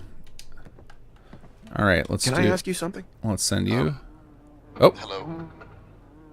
Is this working? I love that I can hear a fly. There must be a corpse near me. There's a situation developing at HQ, and I think you should be made aware of it. People aren't like Matt. We've had somewhat of an outbreak, an illness that's been going around the HQ's personnel. It's not too serious. No one's died yet, but it has incapacitated at least a quarter of our staff. Nothing but. Not to mention the stress it's put on the HQ's plumbing. Maybe you should find a doctor. Yes, that would be the apt response. Preferably an individual with pharmaceutical training. Or barring that, an individual at least capable of spelling pharmaceutical. I know someone who might be able to help. I believe we've come to the same conclusion. You speak of the Nightingales, yes? I had heard you'd already had some dealings with them. I believe one of their more expert members was looking to move on from the group. She may consider joining if we ask nicely. I suppose I should say, good luck? I hope it goes well. Bye now. The awkward pause. Thanks, Mansfield. Okay. Speak slowly. Let's see. Did I already send you, Audra? Or did we get interrupted by Cedric? I just wanted to talk to you. So I finally, that just want to talk to you line. That line always irritated me. It just feels so creepy. Like it sounds like he's creeping on whoever you're talking to. And I finally found a replacement for it. It'll probably be a next patch. I also had another idea I'm working on. And I think it'll especially play into the Chapter 3 mechanics. And I'll probably ship with it, but I don't know if I'll expose the option. It'll be something you guys will tribal knowledge figure out how to do it. But I had this idea of these little conversations where you recruit people or talk to people, that we have two sets of options for the player, of audio options. One will be like the typical like friendly character, and then the other one will be like super aggressive. So if you want to play kind of a bad guy character, so it'll be like, instead of saying, hey, I wanted to talk to you, it'll be like, hey, you, or like, listen up. It's just like really aggressive hellos that I can find in the voice files. And it'll especially be nice for when we get to the Chapter 3 mechanics, where you'll have the option of you want to run if you want to run an army of raiders or gunners or soldiers of something where you want to be a little more intense, that you'll be able to RP that way. Like, that would be a fun addition. I wonder if there's any other options we could go besides just like friendly and aggressive. That was just one I could easily find voice file options for that came to mind, that I started tinkering with that. Ain't no Diamond City. Let's see. Oh, Clef, what was your... How's it going, Jack? I think we had room for 4 more people. Oh, yeah. Look at that charisma. You're coming with me, buddy. Hi there. What do you say? Want to work for me? Okay. Oh, I just sent somebody with a bad illness. Let's see if I can cure him. Is this going to be he's got an unknown disease? Would not shock me. Hey, Slick. Let me buy you a drink sometime. Not now, but sometime. Oh, no, it worked. Okay, cool. He just must have really bad endurance. Who else we got in here? It's no vault, but it sure is home. I need somebody with perception. These kids today are so soft. They think they're too good to sleep on the floor. What do you got, buddy? How's your perception looking? Yeah, that's not bad. Carl, you can come with. Can I ask you something? Would you be interested in coming to work for me? This place is right unbelievable. Okay, I guess I should just scan everybody if I'm gonna. Although I'm probably running out of space here soon. Stories I could tell you. What are your stats? Let's see. You're good at charisma. Looking for perception here, guys. I need at least one more engineer so I can start upgrading. Yes? All these visitors. Oh, hey, Raven. Come on. She's the space merchant. Very bored. We have a good space merchant. Come here. What about you, Gremlin? Come here. Come here. Move it. Why you guys all want to go up there? What's going on up there? Let's see. She's got good agility. Okay, we don't need that yet. Although I'm curious how long it'll be before we get an attack on HQ. Now that we turn that option back on. I can't believe I shipped with that off. I don't even know why I would have ever set that to off in the first place. That's such a bummer. Again, I can fix it with a patch. I can go have it go reset the option to on for everybody, but so many folks are not going to experience attacks now for a while. Whoa, the bar is hopping. Hunting well. Okay, out of the way. Protect and serve. We made this a home. Hey. Got work to do. Can't talk. Okay, okay. There's all sorts of people here. Amara, what do we got? Oh, I just realized radio. Oh my god, everybody, just calm down. This is a lair appropriate for the mechanist. You guys are obnoxious.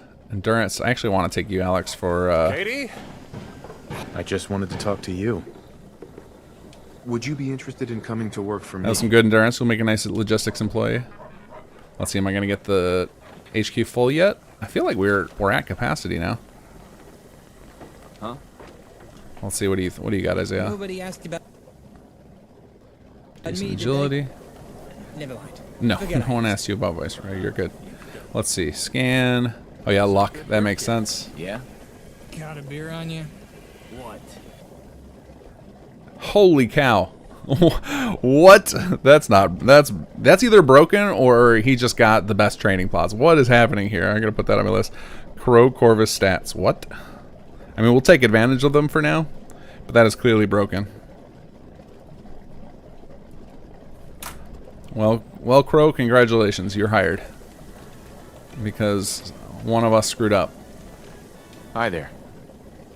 Would you be interested in coming to work for me? Okay, there we go. There's finally the warning. All right, let's head back to HQ, do some more building, and we'll continue with our quest. Oh yeah, we also got to go recruit Cassandra. We'll do that too. Let's head over to the hospital. Hey, any tales?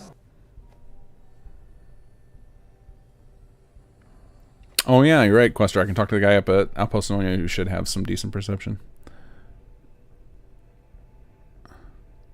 It's all good, Yogi. I don't know. I'm sure it was, I just duplicated a variable I didn't mean to. So usually when I'm doing those new settings, there's a thing called global variables that you set up in the CK, and I usually just grab a random one and duplicate it. And I must have just duplicated one that was defaulted to 0 instead of 1 by accident.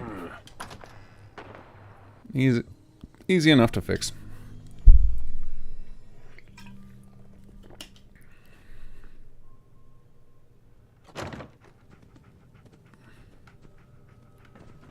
Hey. What's going on, Raph? Alright, up we go. I think she's just hanging out at the top floor. Yep, there she is. Welcome back. As resolved as I was when I made my little speech to Fiona, have to admit, actually leaving is harder than I thought. Doesn't help that my joints aren't as excited about new trails as they used to be. What type of doctor are you? I'm assuming you want a serious answer for a change. My current field of interest is diseases and their treatments, but only currently. My research took me in many directions. Surgery, biochemistry, ecology. From where I started, poking at circuit boards of all things. Don't ask me how one led to the next. I can't remember. I found that science is just a never-ending rabbit hole. So, do I pass? What are you gonna do now, Doctor? Hopefully, find a place where I can conduct my research in peace, quiet, and preferably with respect from the locals. We need your help, Doctor. Oh, what a coincidence. I'd heard of your HQ and was actually thinking about visiting. Maybe even bring over a mute cake. Now it seems I don't need an excuse to nose around. I'll make my way there as soon as I've made my final goodbyes. Okay. Off we go.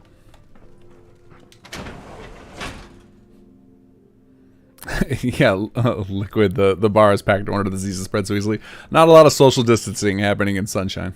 There's so many NPCs there between the visitors and all the people I've been sending, and then the feral ghouls and the robots who also seem to want to hang out at the bar.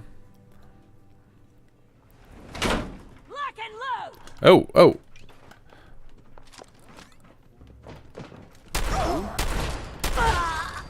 Sorry, you guys are no longer welcome in the Commonwealth? Perhaps you didn't get the memo? Who else? Oh, am I still? I'm on TGM still. Let's fix that. We're gonna have some combat here. Thought that was a little too easy. Okay, where else we got, folks?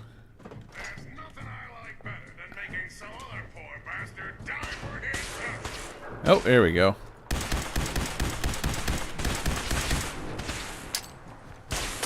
Oh, whoops. Thought I had frag grenades equipped. Let's see. Hey, we do have some. Cool. That's for you, buddy.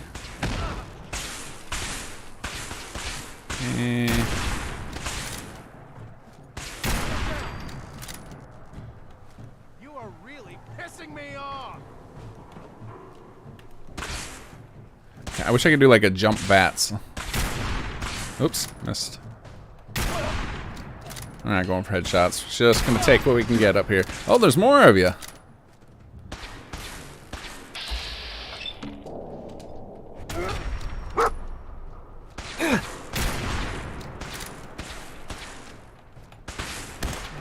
Whoa, that was close.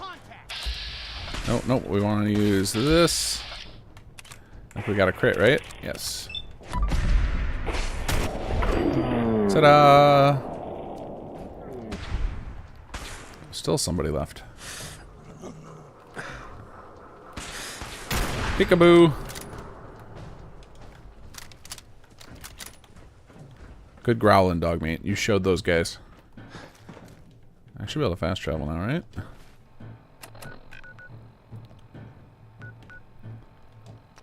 Here we go.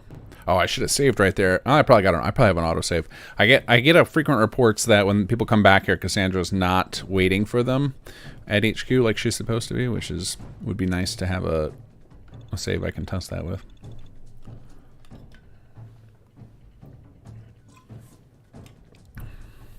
Rourke, will we ever get any content that uses the DLC? It would be cool to see something like the Gunners fully invading Nuke World. Probably not. There's a lot of technical problems with including the DLC content. Medical expert to help manage an outbreak, and in she comes and sets up shop.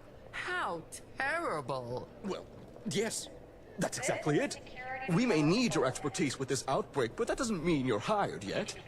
You're not even listening while I try to explain the symptoms we've seen. Oh, did I give that impression? But you were so accurately modeling the symptoms for me, then I diagnosed them as soon as I saw you. It's a stomach flu.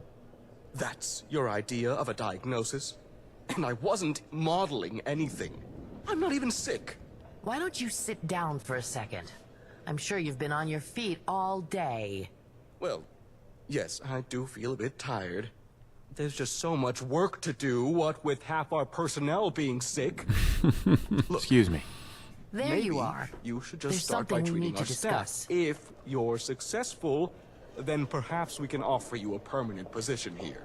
So, what's our situation? Your staff seem to be passing around a mutated strain of influenza. Not the worst virus, but I doubt you want your security teams taking breaks to hurl. Can you help? I can treat it, yes. There's no point. What do you mean, no point? It's what you're here for, isn't it? That's right, Cedric. But there's little point in treating it until the root cause is addressed. You just said it. The flu is the root cause. It's the cause for the illness, not the outbreak itself. Tell me, are all the staff living in the same quarters, sharing beds, rooms, toothbrushes? Excuse me? Who do you take me for? Of course I have my own toothbrush. Although, Now that you mention it, I have seen other staff members sharing their toiletries. I thought so. My medical advice? More beds. Sneak just wandering around in the background. Rooms, preferably. More than one bathroom, and definitely their own hygienic supplies. Yes, we all wish for more privacy. Some of us more than others. But we just don't have the space to give everyone their own rooms. Really? Am I hearing this right? In this massive building, there is no space for additional rooms or beds? Well, there is a collapsed sublevel we found, but I've declared it out of bounds for staff. It's not safe. There's odd noises and odors. I think there might be feral ghouls down there. Are there any other options? Well, no. No, I don't think so. The sublevel may indeed offer us the space we need. But it would require securing first. It sounds like just what we need right now. But there's monsters down there. The old side didn't work for Mansfield. And clear the nasty, spooky ferals out of the sublevel. Of course I'll help. Count me in. You will? Oh, that'll be a relief. Though, I suppose you could also assign the task to a security team, if you don't need them elsewhere. Okay, well, we definitely got to do that just because I want to see our squad roll down there. The sublevel is accessible via the main elevator. Hopefully I set that one up to not skip the timer. I'll order it reactivated. Once this has been dealt with, I can start treating people. You can find me here. Cedric has been kind enough to let me choose where I set up. What? Oh, of course. I think I'll take a small break. Rest my eyes for a bit. I love this is one of my favorite parts about HQ in general is the chance to have a bunch of our characters together, and like we made sure to take a lot of time thinking through all their different relationships with each other. So like some of them like each other, some of them dislike each other, some are irritated with each other. So you have lots of interesting opportunities for conflict and dialogue. All right, so let's do we have enough security team for this? I mean, I guess I can TGM and just make it happen, but we're pretty close. 21 energy. We just need one more good agility person. Let's do that. I want to do that mission. So let's see. Do we have anybody with 9 agility in our staff here that's not in security already? My guess is no. We might have to go grab Gremlin or something. Let's see. No, we got Preston. We can send one of our... Oh, wait. What about our overpowered boy, Crow? Is he... Oh, yeah. I couldn't send him. That's right. So let's see. We could send McCready. That'll work. McCready, you're going to join Randy, Sneak, and Aiden. What a team. We're going to send them all down. So one of the things that we added, and we force it to happen with this mission, but for the other missions, it automatically selects for you. But there is a way to make it so you can always select. So first I'm going to save this, because if this skips the timer, that's such a bummer. So I tried to remember to go flag all the mission types to not skip the timer, so you can actually see the NPCs wander around. And we're not on day 26, we're on day 28. Day 28, pre... MQ, what is this, 26 I think is what we called that one. MQ 26 mission. Alright, let's see here. Pop in. Go to security. Alright, we need to exit out to trigger, because that can't be right. 32 isn't right. Oh no, that's right. I needed 30 for this. I was remembering though. So here we go. Mission clear office level. So when you do this clear office level, it should come up with a employee assignment menu. And we're going to just send everybody. So when you see these project staff things, there's no benefit to sending extra people. Sometimes they require more than one person, and it'll tell you if you don't select enough. But most of them require 1 or 2 people. But if you want to, for fun, you can just send everybody, which is what I'm going to do. And they should pull out their guns and start marching toward... Here they go. Randy and his big old minigun. All right, so now I want to check something... I want to show you guys that setting. So if you like doing that, if you like setting up missions and having to choose and getting to choose the staff, I didn't say having to. I defaulted all of them to automatic because I figured most of the time, you know, you guys don't want more micromanaging, right? You've got enough to do. The goal is to send the settlers and let them do it. But if you like doing that part, we have that available. So if you go to the mission worker selection, if you turn that on, every time you do something that's qualified as a mission, and there's at least one for every department. except for science, which we'll get one in a future update, then you get that little screen so you can pick who wanders off on the mission. So I don't know what's going on with their AI. Does Sneak just not have any weapons? He's just like, nah, I do fists. Fists only. Alright, we're going to follow Randy Adams so we can watch him go down there. Because we actually have the cells rigged up so people can path between them. Thanks to some magical invisible doors. This was one of those things when I got it working, I was so ecstatic. Like, not only the select window like that to send them on missions, but also to use these elevators. Like, watching them do this for the first time in testing, I was like, yes! Because it feels like something the game never lets happen, right? You rarely see NPCs using the elevators. They usually will kind of get, when you go in the elevator, they'll get teleported in with you. Go to the office level. Come on, dog meat. Charles Holder, would it be possible for more levels to be added to HQ? Yeah, that's something we're considering. We may end up doing. Hey, there's McCready. Okay, good. And everybody teleported down here because that's how Bethesda AI works. So now they should wander around this floor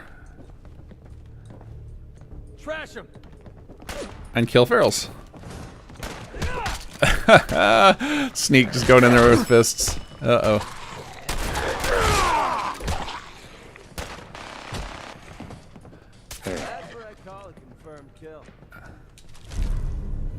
I don't know if that's good or not. Lever action can be pretty decent. 15 fire damage doesn't seem great. We're not going to need that stuff anymore. Skulls stacked to the roof. And that was before my 10th birthday. I can't wait till we get the Sneak Dialogue expansion in. One of my favorite characters that we have in here. Oh! Multiple legendaries. What do we got here? Some garbage, as we're used to finding. Don't complain about that right now. You're supposed to be in combat. Find some feral ghouls to kill. There's trouble in the air. Yeah. On this place, it'll leak through the roofs. Alright, well, we're not going to... So what'll end up happening, because obviously waiting for the AI to go find the NPCs is not likely, because that is how pathing works. So, as usual, anything NPC involved, I use timers for, because I just don't trust the AI to do what I want it to. So, there'll be a timer, but also we can just help, too, and force it to trigger, which is what I'm going to do. Oof. Come on, guys. Can you come help? Thanks, Aiden. No, it's not the last of them, or we would have got a quest complete. You're a liar, Aiden. There's actually quite a lot down here. Nobody in here? Nope, I hear somebody.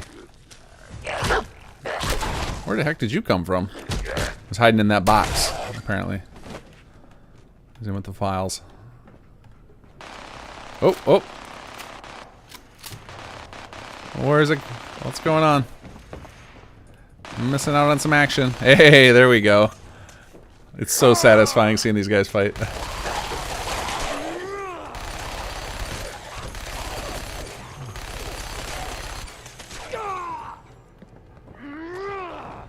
Sloppy. They didn't stand a chance.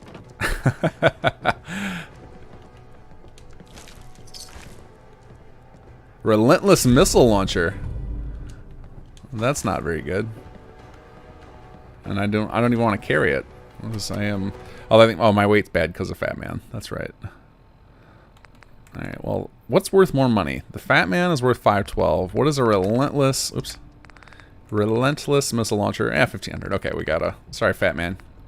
You know, wait, let's see, can Dog Meat hold Fat Man? Come here. You got any room on you? I don't remember if I emptied your inventory. Hey. Oh, you still got a whole bunch of crap. Alright, well, let's try it. We'll try our luck. Let's give you a Fat Man. Store that. Yeah, he'll take it. And we can also... Let's see if you can also take the missile launcher for us. Yep. You got some serious carry weight, buddy. Yep, you can take that. How about that? How about that? Alright. We're not using Deliverer. I can't believe how much stuff he can hold. This is ridiculous. How much more crud? Okay, there we go. Finally ran him out of space. Come on, guys. Keep keep killing. I'm cleaning up after you. Oh, I heard somebody. Ooh! Again, more people hiding in boxes, apparently.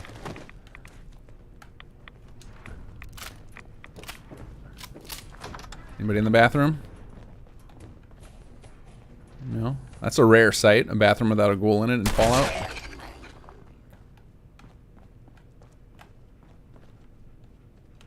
Yeah, I'll take some fusion cells. I actually have been using mostly shotgun lately.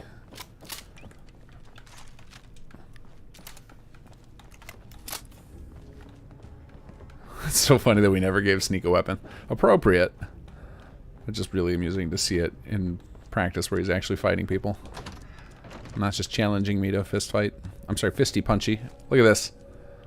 Stupid feral.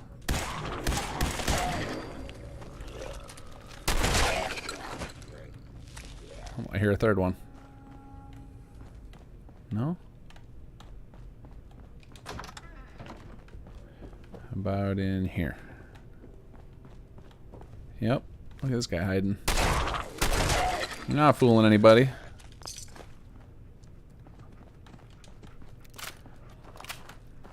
Okay, who do we miss? This is one of the reasons the security mission ended up being real nice for this is if you don't find everybody because you get bored of looking around, you can count on them to clean up the stragglers. I actually don't remember where the last ones are. Not in the elevator, that's for sure. Let's see, over here. Whoa! Sloppy. They didn't stand a chance. Anybody else? Okay, we're not getting a quest update. That doesn't mean that we haven't killed them all. Could just mean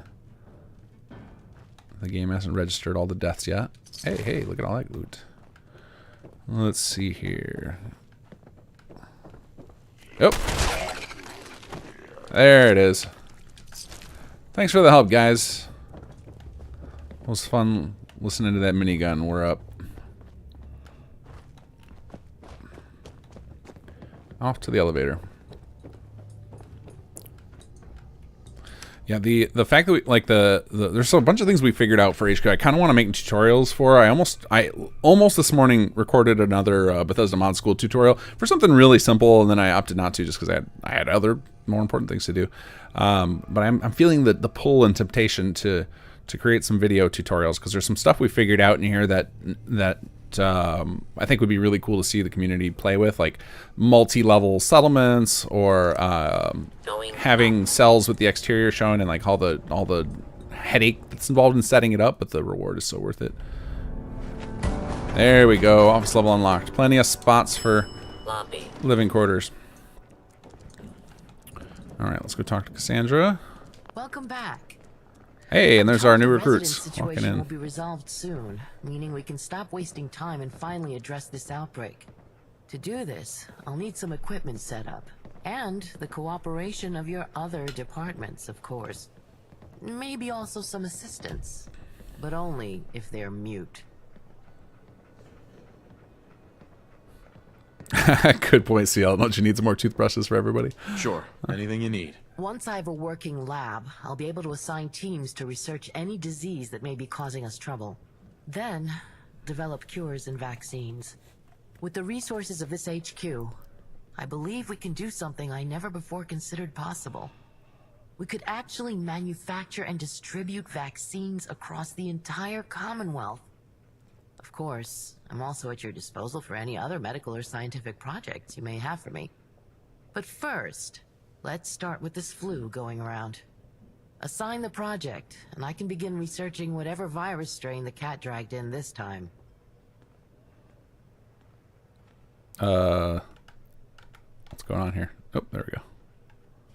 There it goes. A little script lag. Okay, so science department's going to use intelligence to determine how much work it can do.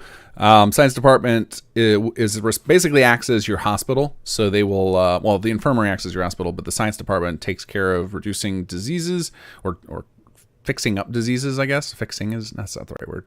Curing diseases. That is what the science staff does, like by default when you don't have any projects running for them. And then the things that we have shipped in here that you do primarily with the science department are research diseases to get through the cures and everything, and eventually vaccines if you want. And we also have a lab system, which I'll show you guys, which was part of the reason I've been not bothering to take a lot of perks you guys might have grabbed. Is that because I knew that for crafting we would have HQ handle all of that. And I'll show you guys how that works. Not today, because we're gonna shift gears to Hangout time. Although I probably will stay in HQ today for Hangout, because I think people have a lot of questions about this with all the updates and everything. I can show you guys some stuff around here. But the science department is one of those ones where we have like a really big feature planned for them, but it requires some new custom UI, which we're still working on. So science department is the one where we didn't get all the we didn't get the final feature I wanted in for them because we lack a pretty key element. All right, let's do the, what did she say? What did it say to us? I think it said to clean. So we should be able to clean one of the quadrants now. Yep, here we go. And if you guys, I don't know if anybody caught on to this, but while you're in the basement office level or when you leave, Cassandra sets up this like makeshift clinic.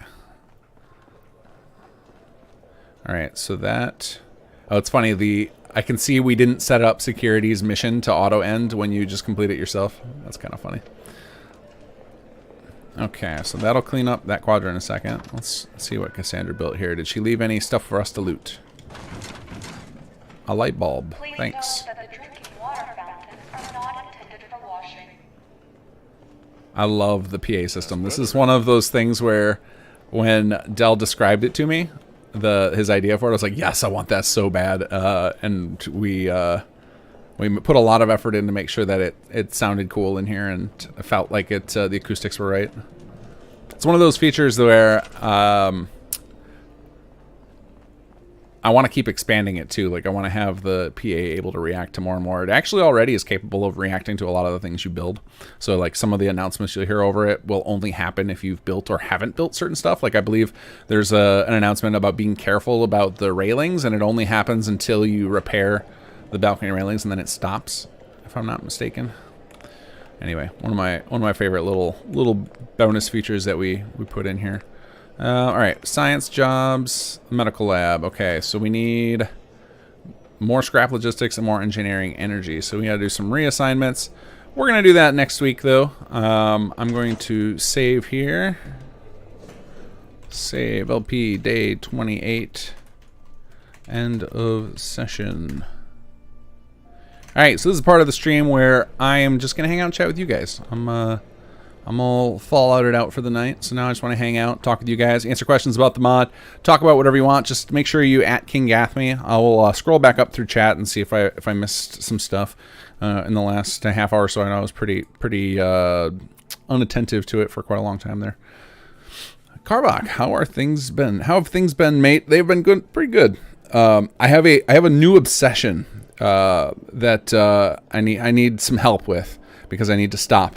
So my kid got he's been into Legos since he was 4. He just turned 5, and he really wanted a Lego Mario. And I remember seeing these Lego Mario things at the store. I'm like, that looks really terrible. Like it just looks like a chintzy bad version of Lego. Well, he finally got one for his birthday because he's been bugging us about it, and it is like the coolest toy I have ever seen. You build this little, you don't really build the Mario, it's all electronic, and you turn on this little Mario, and he looks like kind of like a Lego figure, but he's big. He's like quite a bit larger than a Lego minifig. And as you like walk his little feet, you hear like the little footstep sounds from the game, like, and it uses a lot of sound effects from Mario 3 and Mario World, like the SNES version. And he does little walk sound effects, and then if you pick him up real fast, he's got an accelerometer that detects that he's jumping. And then my kid then also got from another relative, got Luigi too. And they have a connect mode where they talk to each other and they recognize each other's, like what each other are doing. So like if one falls down, like Luigi would be like, Mario, are you okay? And they talk to each other. It's crazy. I was like, I wish I had this as a kid. So anyway, so I've become obsessed now of finding all these old Mario sets so that we can have like a bigger course for my kids to play on. And I've been scouring eBay trying to find these old sets and find them at a decent price, because the full price on that Lego stuff is crazy. But anyway, that is how I've been. I've been in my non-work, non-Sim Settlements hours, I've been obsessing over Mario Lego with my kids, which has been a lot of fun. Donnie Chisholm, I'm missing the Conqueror. Any updates coming? Not anytime soon. It's not something we're focusing on. It's one of those things we hope for eventually. Like, I would love nothing more than to finish the Conqueror story. In fact, the only way we're porting Conqueror's storyline to... I'm turning down the volume. The only way we're porting the story of Conqueror, the Raider story, forward is if we finish it, because I don't want to have... an unfinished story out there. We already have one going on with, while we're working on chapter 3, and the Conqueror was like a big unfortunate thing that happened, like the way that the development kind of fell apart on that, because we were on such a great clip. We were putting out these big patches every I don't know, 6 weeks or so, expanding the story and adding new mechanics. It was so much fun, and then the personal lives of some of our important people on the project fell apart, and we had to hit the brakes on it. And it's always been my intention to go back, and but getting the gang all back together will take some time and everything. So right now our focus is, let's get chapter 3 done so that we don't have Jake's story in the same state as Jammer's. Donnie Dane, pretty sure the fire damage stacks for each hit. I assume you're talking about the my legendary weapon from back then. Yeah, I don't know that that's a great. I think that's like the fire one you want probably is for some sort of automatic weapon. That's where it ends up being better. Shortwind, is there any way to make the game clean a room you actually in instead of trying to find the correct room on the very confusing map? No, that is something that I know how I could roughly do. The problem is so the way I would do it, if I was going to add that in, and I'll show you how this map works so that it makes it a little, hopefully less confusing for you. My hope long term is to have something like that where you just put down like clean current room. So the reason that we didn't do that initially is the room that you're in isn't represented by the space you're in. There's actually like this little invisible cube that represents the room. It's kind of like the plot. The plots have that invisible thing. And all I could do is measure the distance to those. But like, let's say I built right, I don't know, like right here. You would think that that's going to be in this section right here, but it might actually be closer to the room that controls the fountain, or it might be closer to the room that controls this quadrant, or it might be closer to the room that controls here. So detecting where you are in 3D space is actually a big problem, and that's the only way that system would work. So that's why we don't have that in there. But the way this map, if you want to get your bearings on this map, if you go to the View HQ layout here, and we look at the main floor,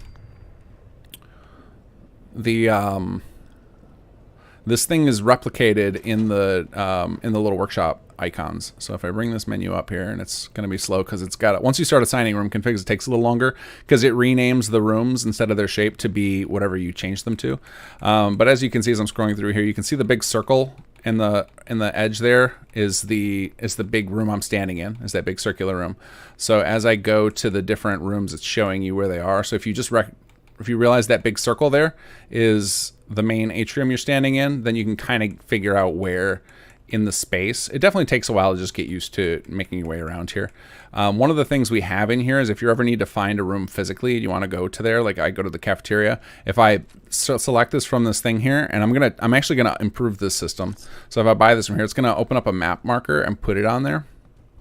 And actually, I was discussing this with Sasori yesterday, is what I'm going to change this to is allow you to select as many rooms as you want, and it will put a marker on all of them, and then as you can touch the room control for that, it'll remove its marker. So that way, if you want to learn your way around quickly, you could do so. So then that map marker takes me over to here. But right now, the way it works is it only takes the last room you selected, and then it will only clear that marker if you bring this system up again and just select nothing. So it's not... I don't like the way it works right now. I want to change that. But anyway, that's how you read the map, is just knowing that the big circle represents the main atrium area, and then the other rooms you can kind of figure out from there. So if we go into facilities cleaning here, I can see that on this, there's the big circle in there. So I can kind of see, like, here's one of the rooms in the upper section of there. The big, the other quadrants in the main level, they're not showing up for oh, they don't show up until after you finish Is There a Doctor in the House? That's why. But it's basically, you kind of look at where it is in the space relative to that. Like, once you know that the big circle is that area, it makes it a little bit easier to read. But yeah, it's never going to be perfect because we don't have control of the UI. So like if I were designing this myself with unlimited ability to make whatever UI I wanted, I would have definitely done that, just clean the current room you're in. But you know, we worked with what we had. So we created these little map icons, and that's how you read those if you want to try and figure it out. I do find that this place takes a while to wrap your head around, but I felt the same way about Sanctuary. It took me forever to learn my way around Sanctuary. It's just time served, and you start understanding where all the rooms are relative to one another. Let's see. Kaji Sagara. How hard is it to update? Delete old and download new, and that's it? Of updating the mod? Usually, yeah, it depends on if you do Vortex.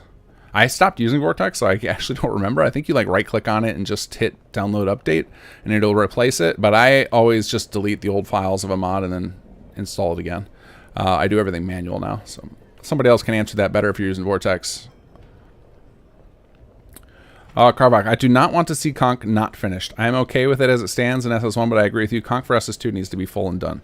Yeah, and I think especially if we end up finishing Jake's story and we have that out there and people are like, okay, I'm used to, because there's also the vast majority of some Settlement players have not played through Conqueror's story, either because they were turned off by the Raider thing, or because SS2 then came out and they just were like, well, you know, it's not compatible with SS2, so I'm not going to play it. But once we have, you know, a full complete story for Jake and friends out, I don't want to have a mod released under our brand, effectively. I mean, that's weird calling it that, but that's what it is. That then has an incomplete story that would never be finished. Like that's like, it already feels bad knowing that Conqueror is out there the way it is for SS1, but at least now, since SS2 is the more popular thing that I'm guessing most people are not seeing. I'm trying to figure out what just happened with Alex there. Was he outside? Because that's pretty awesome if he was. I don't know why he would be. I didn't start any cleaning projects or anything out there, but who knows? Bethesda AI is a mystery. Let's see here. Oh, we're all caught up. All right, it's a questionless night, so I guess we'll just tinker around and clean up for a little bit while more you guys have, unless you guys have more questions. We'll just slowly clean this place up. Let's see. I think the bathrooms can pretty much only be bathrooms, so that's a nice, easy choice. Attention, duty engineer required. Yeah, bathroom. That's an easy one. Report to the main entrance. Sure, you can be a bathroom too. To carry out an engineer reset. Oops. I don't know why I keep selecting next and previous. There we go. So I wonder how long I have that security mission for the lower level set to. Honestly, don't remember. Let's see here. Do we want some more bathrooms? Engineer jobs. We're gonna need a lot of engineer jobs to do the one quest. I'll see. No, I'm not gonna turn those into that. Yeah, we're gonna make them actual bathrooms. It feels awkward to make them anything else. I'll probably turn the upper bathrooms into something else, but I like these two up here and the two back over there. I like just leaving them as bathrooms. No, we can make it a laundry room. Security head office would Aiden in the bathroom. No, not today. I guess we can build some more. We should build some more living quarters.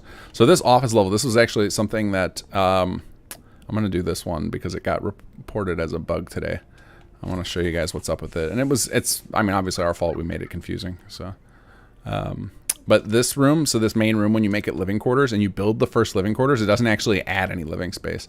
And what it does is all of the actual living space is in the cubicles. So once you build that part, it unlocks upgrades in all those cubicles for living space. Yagi LC, just thinking about something I was planning to make. You mentioned earlier there was potential issues with training in HQ. No, so the issue would be if we wanted to. So my hope for that assignment menu is the assignment menu is really slow in HQ, and I have another version of that assignment menu that I built out for some of the 3.0 mechanics, and it's really fast because it just caches the little inventory selector for every single NPC because it doesn't have to display the stats. But because the way HQ dynamically needs to show you, you know, is it showing like the which stat for which department, it kind of has to change the name every time. So I jumped up a way I could deal with that anyway. It would require just a huge cache, but you know, the Fallout 4, they don't take a ton of memory and the game can handle it. But the issue then is if we introduce a way for stats to improve in HQ, which currently there isn't a way, then that would break the cache on that system. But it might be worth doing that anyway, and then just having to force every time the stats update, just force that person's cache to refresh. It's not the end of the world. But that's the only reason I didn't pull the trigger, because I already have, like I said, I have the code to do a caching system for selection to make that real snappy. Because it'd be nice if you could just like pop in here anytime, swap the staff around, and it was, you know, fairly instantaneous. Like that would feel a lot better, obviously. I'm trying to remember what it was we need. We need more engineering staff, and we just need people. Yeah, so we got to reassign some folks. Let's see. We'll bust out our Vitamanic again. What do you got going on, Alex? I can't remember what department you were going to go in. Oh yeah, we were going to put you in logistics. Actually, now thinking about, like, this is one of my favorite things about actually playing the mod for real versus playing it or just doing everything in a vacuum and, like, you know, testing. I often just play to test, right? I want to see, does this thing do what I expect it to? But now, like, playing this, thinking about it, if I'm a player, like, and now I find out, hey, this guy would be great, and let's just be awesome if there was just a button to do that, right? Like, can I just click talk Trail's treating you all right? and get an option to change? You know what I mean? Like that would feel good. Or maybe you just unequip the Vitaminatic and then that becomes the alternate activation, just change department. Like that to me feels like an awesome quality of life improvement. If I want to put that on the list. QOL alt activation NHQ change department.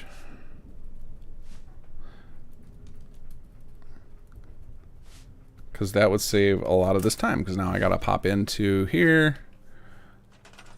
and bring this up, wait for it to load, and if I could have just done it from a menu real quick from that person, that would have been awesome. Kyle Harris, do you know how to fix the hub in the HQ? It won't show up for me.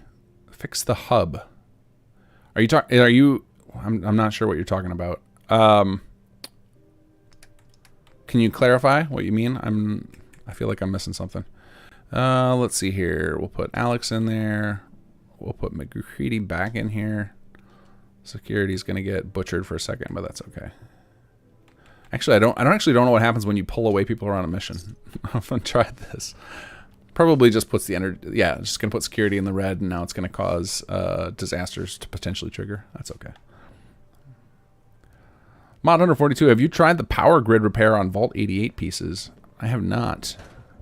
I haven't played around with Vault 88 pieces, but the Vault 88, like, really, when they updated the engine to support that, it really caused a lot of scripts that were involved with power to suddenly have to be rethought, because before that, there was no such thing as power being run through static objects. All power was running through things that could be interacted with, and then that changed it, and so I assume that probably led to some of the number of crashes people were having, because all of a sudden you have static objects in the power grid, which is not ideal. But yeah, the whole power grid thing, I really hope they moved away from that for Starfield, or at least just fixed their bug. Like I've said this before on the stream, I find it kind of enjoyable to. Okay, good, you're a good engineer. I find it kind of enjoyable to go through and wire up a settlement. Just, I don't want to do it over and over again. It's boring when I have to do it at the same place multiple times. All right, Carl, going into engineering with Jake. He needs some assistance. I guess I don't need to do the scan for everybody. I can just bring up the menu for each one at a time till I get everybody where I want them. Let's see. Carl Mead, you're going here. Oh, did I have McCready in engineering before? Yeah, maybe I'll put him here because I know I've got another endurance settler. And we need the engineering right now. Because we don't actually need the logistics yet for the projects we're doing. And because I'm cheating. We definitely don't need it.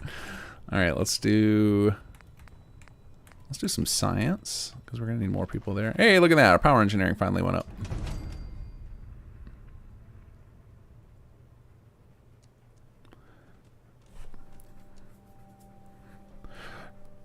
Charles Holder, how do you set up the new auto assign of settlers and settlements? Oh yeah, we should do that. Let's go do that in a second. Here, let's see. Let's get Franklin, definitely going to be on our science squad.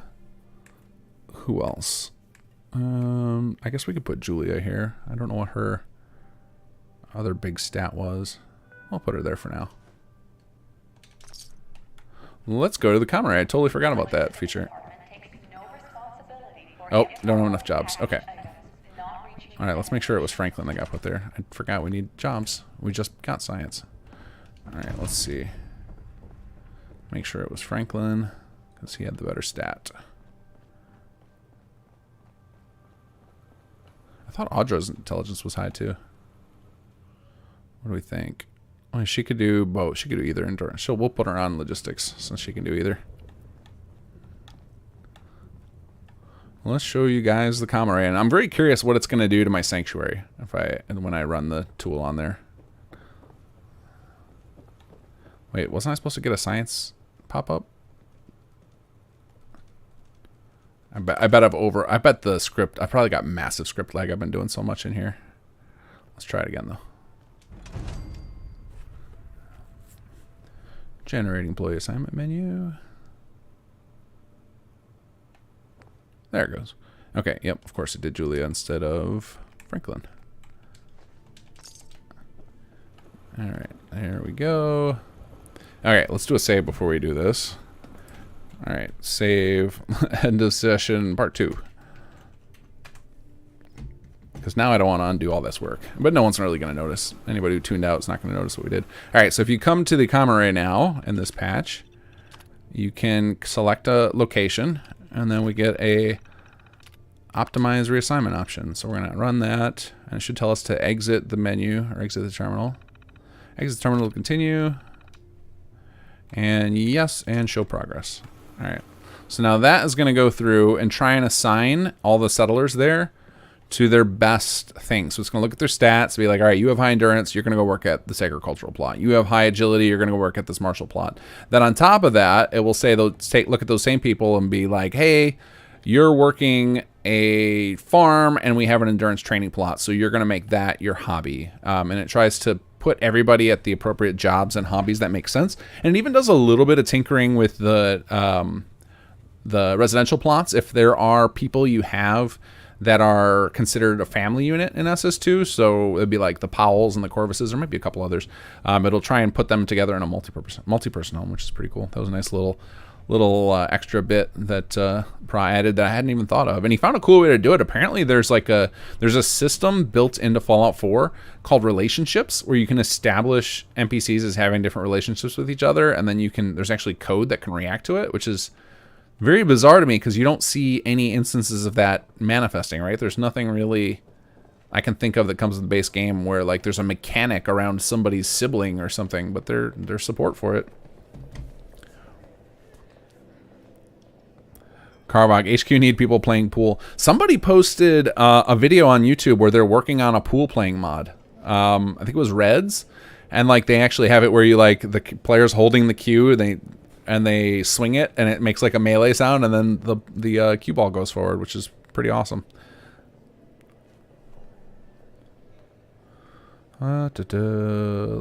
Donnie Dane, loving all the mod tutorials, helping me break up my FO4 saves in ways I never thought possible. Man, once you learn how to mod, if you like get sucked into it, it's hard to pull out. Like for me to take even this one night a week to play the game, I'm not even doing it. I was gonna say, and to actually like fully engage in the game and not think about it. Obviously, I'm not. I'm sitting here writing down bug reports or like new features I can add in. Like that kind of is what playing games becomes once you get sucked into the modding rabbit hole. You start spending more time thinking about like how could I improve this, or how could I make this more interesting, or how could I expand on this, which is fun. The game becomes like what can I wrangle this engine to do? It becomes a game of its own, which is really fun. MechTech Potato, I like that username. Is there any way to move assignment menu to a terminal that you can build? You mean the auto assignment, like the thing I just ran, the common array thing? Yeah, we talked about that, and we might do something like that, like make it so that you can build a special terminal, or build other, like it also could be fun to like build more versions of the common array, right? Like it would feel super unimmersive, but that's the type of stuff that I think would fit as an upgrade to HQ, right? Like you have like the science and engineering departments like research that, and then like that becomes a valid option and you wouldn't feel like it's cheaty. I think that could be a lot of fun. Like that's the type of stuff I want to do with the science department, or I hope you guys do in the add-on community with the science department, is like come up with like crazy things that the player can do that's, you know, totally legitimate within the science of Fallout, and like make the player pump in the resources and put the appropriate departments to work, and then they earn it. And I think that's one of my favorite parts of the science department, is like, let's let the player do just insane stuff, and feel like it wasn't cheated.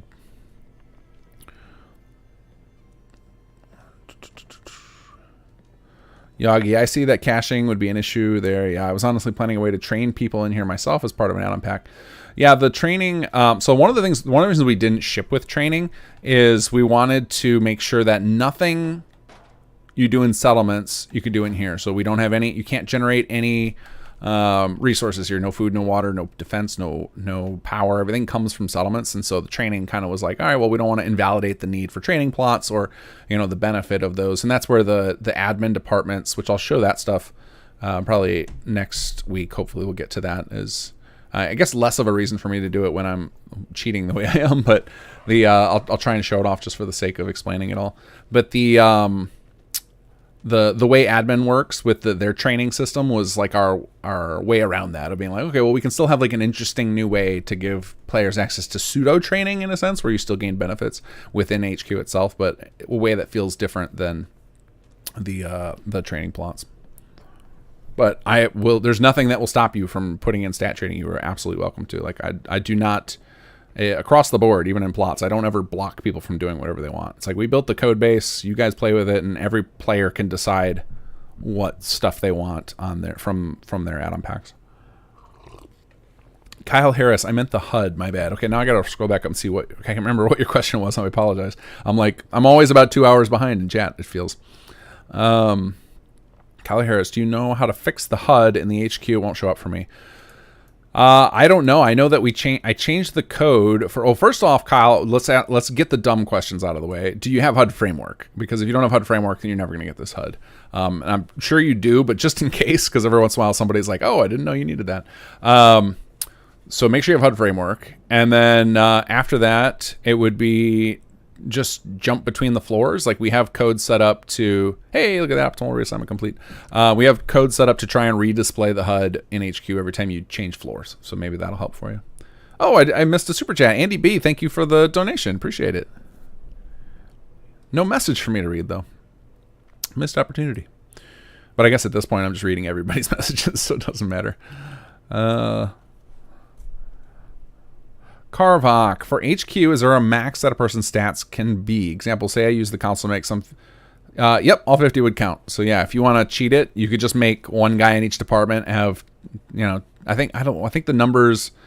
I think the AVs probably max out at like 16 million or something insane like that. So yeah, you'd break the HUD if you'd put that big a number up there. But yeah, you can do it. Charles Holder, is the reassignment only available in HQ? Yeah, currently it's only available in HQ.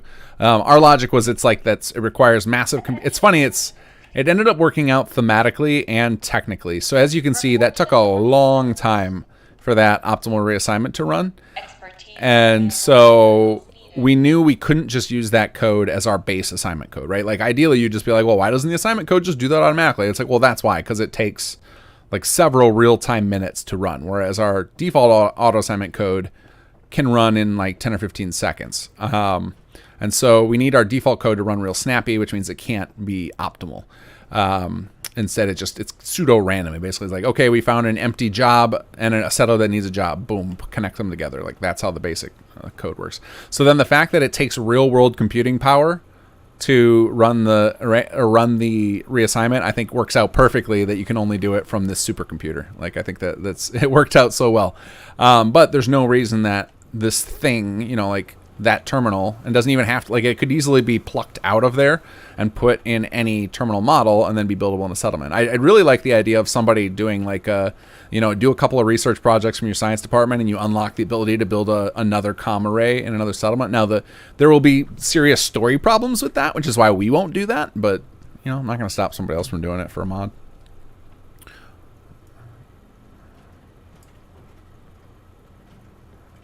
Mech video assignment for people in the HQ. Oh, assignment for people. You mean the popping in and doing this thing? So are you looking for like doing that for HQ itself or for other things? To move the assignment menu to a terminal you can build. So I don't know exactly what you'd be after. Are you saying like instead of having the barter menu come up, it would be some sort of terminal thing? I don't know what that would look like. But this is the system I've come up with for assignment. I don't anticipate myself wanting to redo that.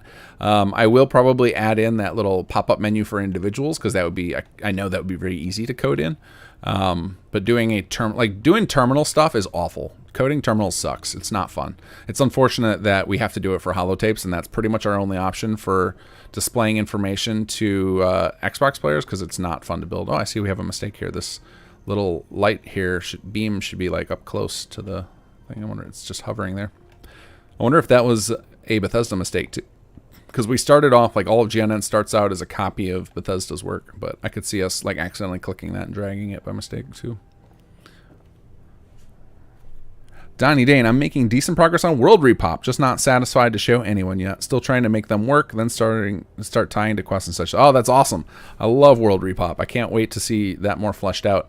One of my long-term agendas before we retire from SS2 is make sure that every eligible building in the Commonwealth has one of our little door markers on it, so that way, even long after we're gone, when people are registering new World Repop cells, that they can pop up anywhere in the game. I think that'll be a lot of fun. It'll especially be cool when it starts getting to the point where, you know, like some of the stuff we didn't show today in HQ. Let's see if I actually can do it right now or not. I don't know if I have anything explored that I could do it. Where's it at? No, it's under logistics.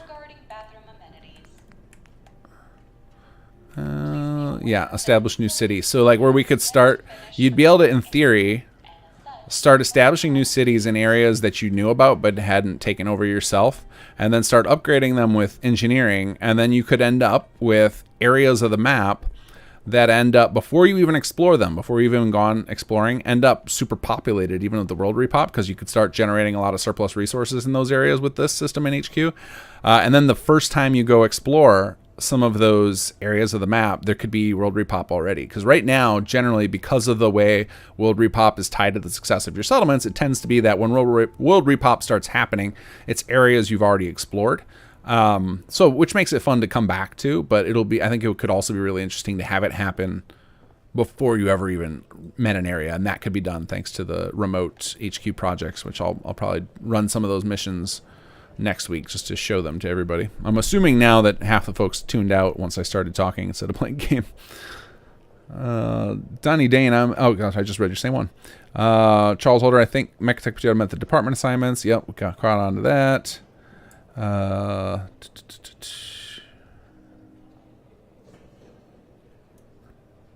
Yagi, yeah, I get that with regards to obsoleting settlement mechanics issue. I was trying to find a way to balance it to make it a trade-off rather than a straight-up upgrade. Yeah, I mean, we had a system in mind in early drafts of HQ of the way the disasters were going to work, and we ended up changing it a little bit. So the disasters were going to be more hardcore originally, like they were going to be much more problematic. Like right now, they're kind of just flavor.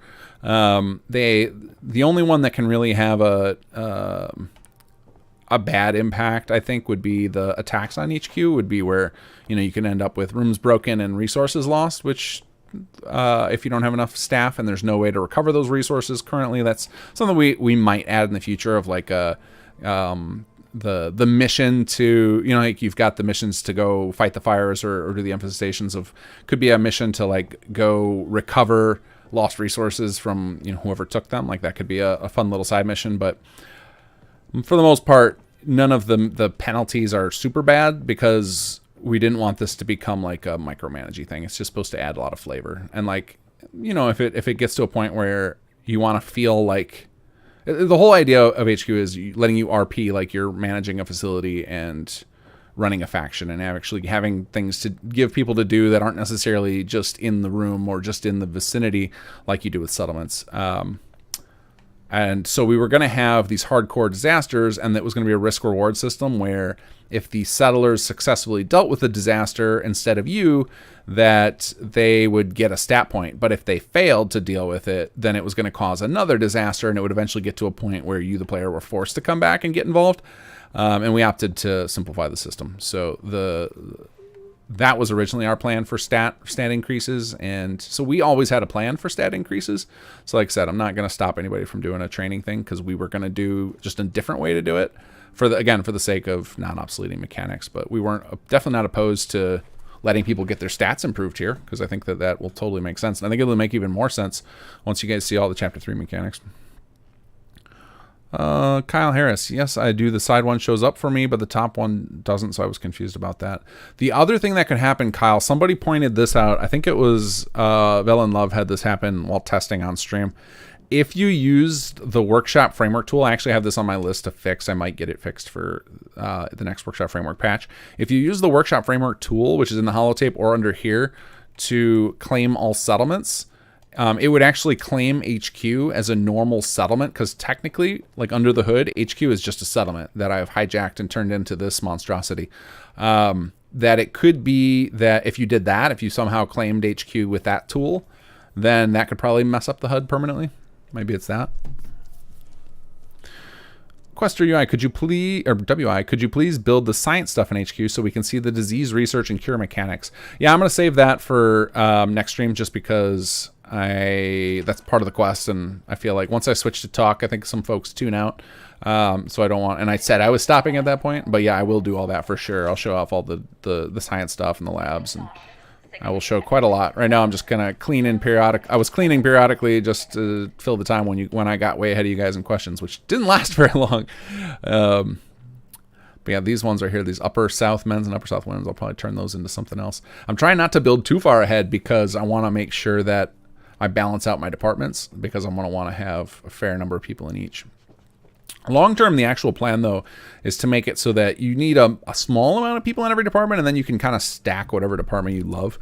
And I'm hoping to create like a series of, well, I'm sure you guys in the add-on community will fill in those gaps of making sure there's like little buffs that the departments can provide for each other, or maybe you can just have one department overworked all the time and compensated by the department that handles those disasters and things like that. But just really want to turn HQ into like an RP paradise and like a means of self-expression, because I think it's something that every time I play a Bethesda game and I'm given the keys to a kingdom, you know, I'm told, okay, I am now, you know, this is especially bad in Elder Scrolls. It's like, okay, now I'm in charge of the companions. I'm in charge of Winterhold and all these things. And that doesn't mean anything. And so for Fallout 4, it's like, okay, I'm in charge of the Institute, and it means nothing. And I was like, all right, I want to, let's do the next step. What happens after I'm in charge of the Institute? And that was kind of like the draw of the HQ system, was like, how do we make the player feel like, okay, they are in charge of a big organization. What do they want to do with it? And we got to empower them to do stuff.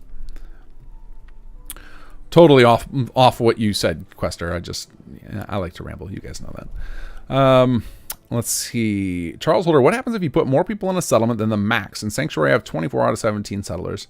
Nothing. It doesn't really matter. Like I think the max, that if you're talking about what displays on our HUD, that's just the max. Like if you were using a city plan, that's the max that city plan was designed to hold. But you can keep building more beds and stuff and go beyond that.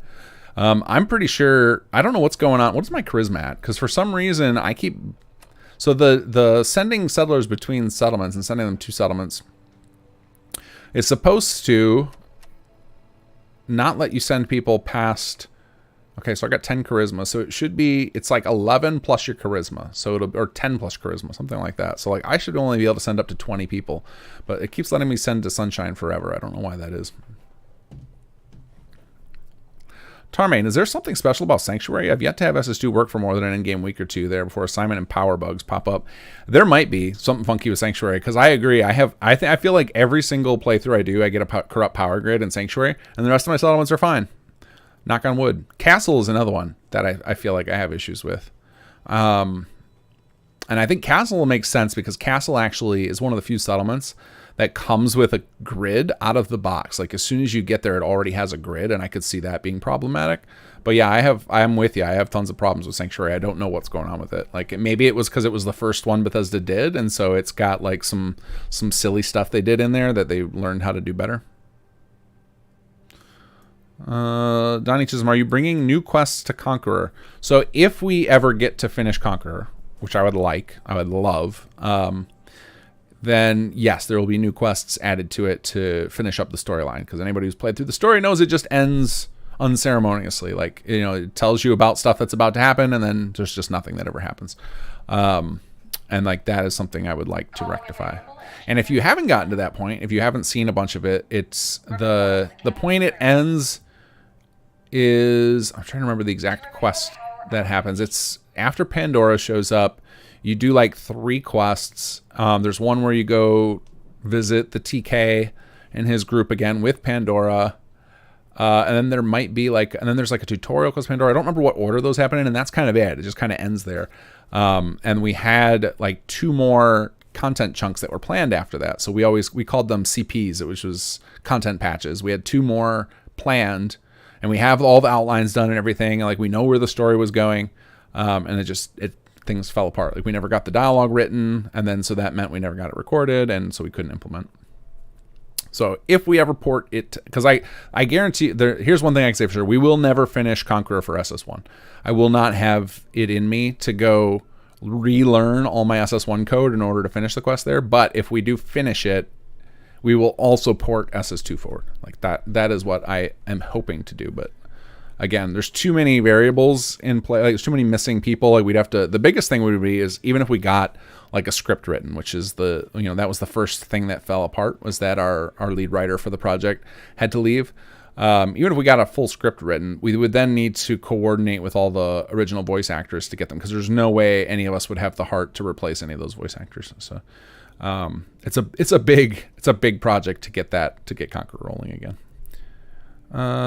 Nick Carter, you should do some Let's Play videos for Skyrim. I actually am in the middle of a Skyrim playthrough right now. Somehow I never played through the DLC on Skyrim ever. And how long has the game been out now? 11 years.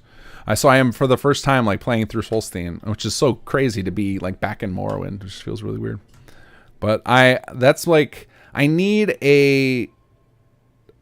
need some time to just like not like so.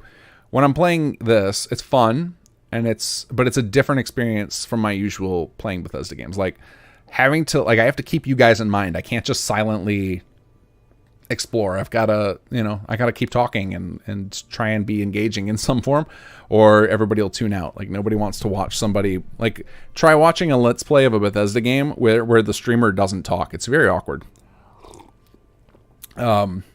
At least to me it is. So I don't think you guys would tune in if I wasn't talking. And that's how I need to play at least one of my Bethesda games. And that's how I'm playing Skyrim right now.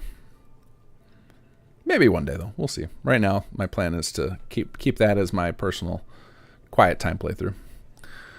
Oscar Fry, do you think we can have a one-of-a-kind vault suit or mechanic suit that says ASAM team on the back that we can build for all HQ staff? So we do want to do some more uniforms for HQ. So right now we have, if you have SS2 extended, the generic settlers end up in these kind of uniforms. Like we have like some custom clothes, and they're mashups of like different stuff to not make them look completely uniform but they'll have like she's got like a duster hanging from her belt and everything. Designed to give you the vibe of the department, but we didn't want everybody crammed in the exact same outfit. But it would be really cool to have formal outfits. You're thinking like the Institute, or like how the Brotherhood has like the scribe outfit and the undersuits they wear for the power armor. Like that definitely fits the bill of the RPing, you're running a faction. So that's definitely on our radars. But getting custom clothing made is very difficult. So we were fortunate enough to get Nero, who has designed some amazing stuff for Fallout 4, to design a few things for us, but it was always like a really long thing. Like it was like to do Jake's outfit, he committed to it at some point, and then, it was 9 months later before he actually did it. he's just got other stuff going on. So like doing a favor for another mod team obviously is going to be a little lower priority. And unfortunately, the number of people who know how to do that stuff, to do like full custom outfit work, is very small. So we're kind of we're often at the mercy of those folks and their availability. Let's see. It's all ogre now. For a lot of conquered settlers, they are spawning with the name token name equals location name settler instead of conquered settler. They also wander out as far as sanctuary. Is this a common issue? I've never seen that happen. The token name, like I know what that means, like that the way the token system works, like that makes sense that would happen. To me, that would mean that they somehow are attached to a location without an actual name. So like if you're out, if you're in a location generally, I think it shows it on your map. I know where this information is stored, but maybe you can't access it. Can you access it on the local map maybe? Where it tells you the location, or is that only something I know in the CK I can find? So there's like location records, and they have names attached to them. And if you are in a lot of the world, like out in the area, it's called wilderness in the CK, and those do not have location records attached to them, so they will have no name. So the only thing I can think of is that some of those people that you're finding, it tried to stamp the name of their current location onto them, and they didn't actually have a current location. If anybody has a save with that, oh, here's a bug. This is a lightbox issue. If anybody has a save with that happening with the conquered token settlers, I would love to take a look at that and see if there's something I can do about it. I'm going to put this on my list of things I want to fix. This is just like such a small issue, but it irritates me. Seeing that like dark part of the room, which means I've misaligned the light box. LP day 28. Misaligned light box. Let's fix that.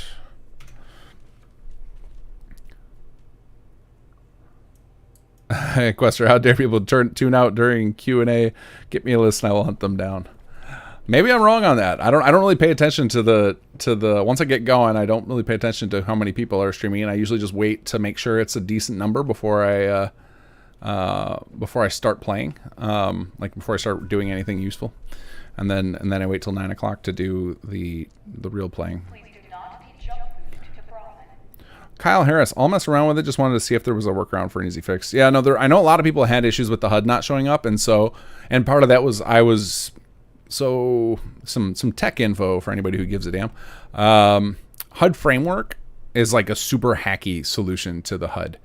It basically takes those, those little messages that pop up in the top left corner, the ones that we use all the time to say like, a settler just upgraded a plot or just built a new recreation in, or whatever, I don't remember what we call it up there. But anyway, those little messages in the corner.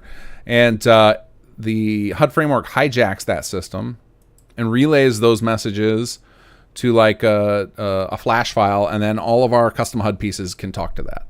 Well, the messages in the corner, the engine's only capable of displaying so many per second. So there's actually like a soft cap on how many updates per second all HUD mods together can do.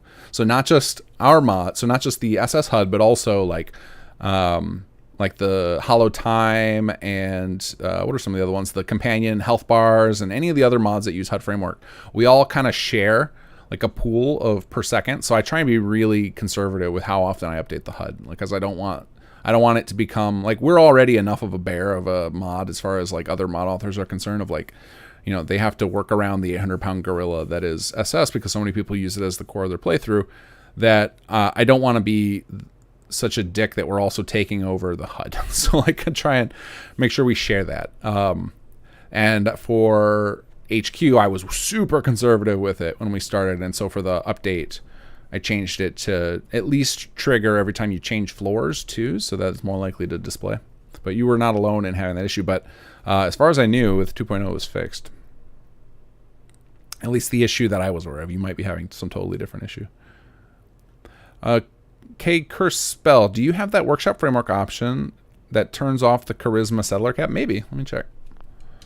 I've lost track of what I changed on the workshop framework options, because I did all of that like the first 2 days or the first 2 weeks of the playthrough, I believe. Let's see, settlement gameplay. Yeah, adjust max NPCs by charisma. So I don't know why it's letting me go over it. Maybe it's something like the script that we're using for SS2 settlers just bypasses that, which I wouldn't be shocked by, because it would be a real bummer if you like did one of our custom settler quests and you only had one settlement under your control and it wouldn't let you send it to there. That would kind of suck. So maybe that's why. Hey, we got more spam bots. Let's try and get rid of these guys. Hide user. Red Pepper Phoenix had fun with the mod. Just 2 soft locks. I fast traveled right after one quest where one person is supposed to talk, and a blood bug attacking mid conversation. If you guys ever run into that, like if you are playing through one of our quests and it breaks because of a combat, that means that we failed to set up a scene correctly, because it should, after you kill the enemies, we always try and set up our scenes to be able to boot up again by talking to the NPC again. So if you guys find cases where that doesn't work, I'd love to know about those. Like, feel free to post those on our forums, and hopefully they'll eventually make it up the chain to my official bug report list and we can get that fixed, because it would be it's a relatively easy fix. It's just a matter of identifying it all. And there's so many quests in the mod and each of them a lot of them have dozens of scenes in them that we have to set that up for. So it just takes work. But yeah, if you guys know some, I would like to fix it. Quester WI, I think you use the claim all settlements option and I have all the HQ HUD. Okay, so it's not that issue. Interesting. Oscar Fry, can we add a way to have a balanced version of the Jake laser revolver? And I think that would be another awesome HQ project somebody could toss in. I mean, I'm actually shocked there's not a mod already that says makes Jake's laser pistol craftable, because that would be an easy thing to do as well. But yeah, probably not something we will do, because we obviously we make a big deal out of it in our story. So like some of our decisions about mechanics sometimes come from, it'll make parts of our story seem stupid if we do that. Like that's why we didn't port the stuff from the great big R&D patch of Industrial Revolution. We didn't port that forward to SS2 because it would cause too easy a solution to some of the characters' problems. Where it's like, oh, why don't, it would be one of those how it should have ended moments where it's like, well, why didn't they just why didn't they just build a little miniature version of the, I can't think of the damn name now, the solar tower thing in Helios 1. Why didn't they just build a Helios 1 and just nuke the gunners from space? Like, we don't want to create those kind of plot holes within our own mechanics. And so like the fact that we have Jake like make a big deal about his custom pistol and getting it back from Berman, like if you could just craft him another one, then him saying that stuff just seems really dumb. So there's like some of that kind of stuff happens. It's the same thing I talked about a couple weeks ago about like there's the reason we didn't put the weight on or why we didn't make the Vitamatic weightless is because like right when you hand it to you, your character fumbles and drops it and you hear a big thud, and it's like, well, that would be pretty unimmersive to then just have it show up as 0 weight, but it's an easy fix for a mod to the mod to add. So it's kind of the same thing. Like sometimes we're making decisions against gameplay elements to try and add a little bit of immersiveness to our own story. It's a balancing act, because there's other times where I've just said screw it to the logic, like this is just more fun, so let's do it that way. So I will not claim to be 100% consistent on that, but there are some things where the writers have brought up a reason not to do something, and I'm like, yeah, that's fair. Like the Jake pistol, 100%. That is why. It's like we make multiple points to show that somebody has stolen Jake's pistol, or we make a reference to the fact that it was stolen. So if it was just craftable, then that kind of throws that out the window. Let's see, what are we doing from? How are we doing on cleanup? We're gonna have this whole place clean before you know it. Upper South men's. I'll go ahead and build these. I think I said I was gonna not clean too many because I want to make sure I have balance, but I'm gonna make these. Yeah, we'll do a hazmat supply room. I can see I'm low on logistics and security, so we can give them each a couple more things. Actually, let's do an exterior while we're just standing here. We can actually go straight to construction for those. I'm doing the rare thing of I'm actually gonna do my final save at the end of the stream instead of midway through. Let's see. Which one do we want? I don't really want any of these as my first one. The exteriors I really want one of the very front ones, but we don't have enough resources to build it. I guess I could cheat.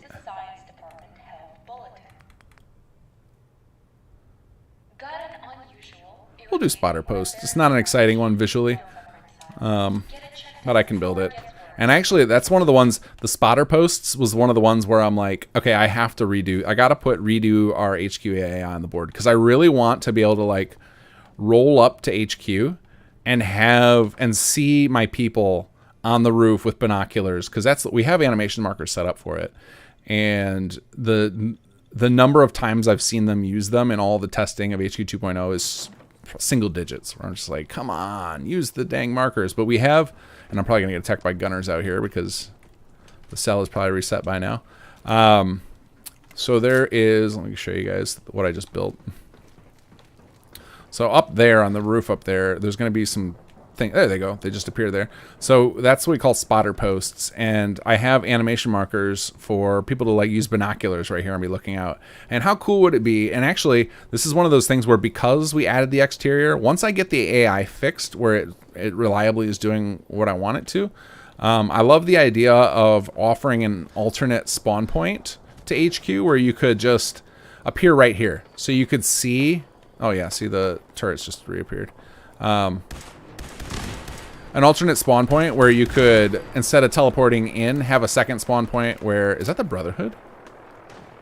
Where you could teleport like right to here. So you can have the one that's inside and one right here. If you want to just appear, check out your staff working outside, you know, see the caravans coming in and enjoy the feel that like your people are actually using the outside of the facility, because it just feels good. It's like this is one of those things where we wanted it not necessarily because it had any type of mechanical benefit, but it just feels cool to have your staff doing stuff out in the actual world.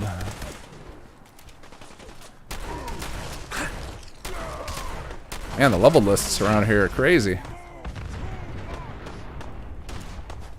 Come here, Super Mutant. But anyway, I would like to see... Oh, dog mate! Oh, you're good.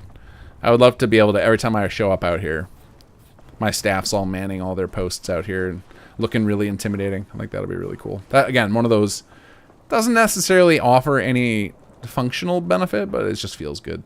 It just feels legit. Nick Carter's next patch planned for 8 days from now. So I'm actually gonna, I think I say this in the news video tomorrow. I think I'm gonna move to tri-weekly, because bi-weekly it's enough of a time where I can like comfortably make a patch and get it to testers. But I kind of want to do public testing every time again. Like the amount of stuff that was caught by the public test was crazy, and I would like to continue to gain that advantage. Like it's the testing team we have internally they're great people, but they only have so much time available in a week. And they're going to see, everybody who tests is going to see vastly different things depending on what's important to them, right? Like what are the type of stuff they like to play? What mods do they play with? What parts of the game do they focus on? I think we got fires on our roof. Do we have a fire disaster on the roof that no one's dealing with? Did we not get a trigger? But anyway, so if I go to a tri-weekly, I can basically make a patch, do internal testing for a week, and then put it up for public testing for a follow-up week. Who are you? Oh, Brotherhood Knight. Oh, did the vertibird crash on our roof? And that was the surviving paladin? That's awesome. I love the organic things that happen in this game. Yep. That is amazing. This is a mod I've always wanted to. This has been on my list, and I think someone has finally released it, but lootable vertibirds. Like, let me get the steel and, you know, other useful salvage out of that. That's so cool. That just crashed on our roof. Oh, they were fighting the gunner respawns. That's fantastic.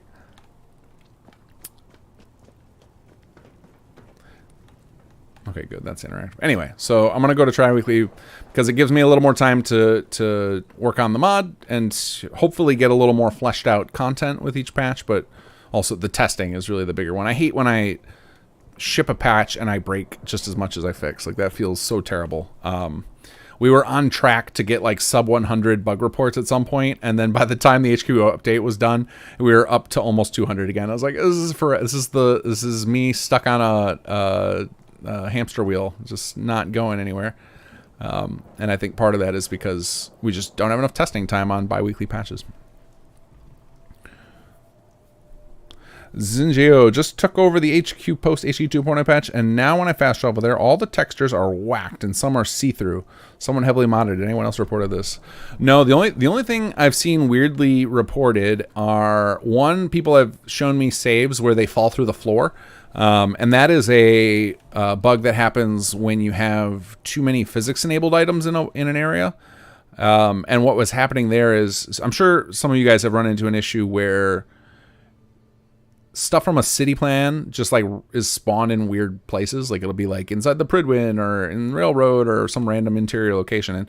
And some folks who had that bug happen to them inside of HQ, their HQ cell would end up with that problem where it was just like the physics bug kicked in and then they would fall through the floor.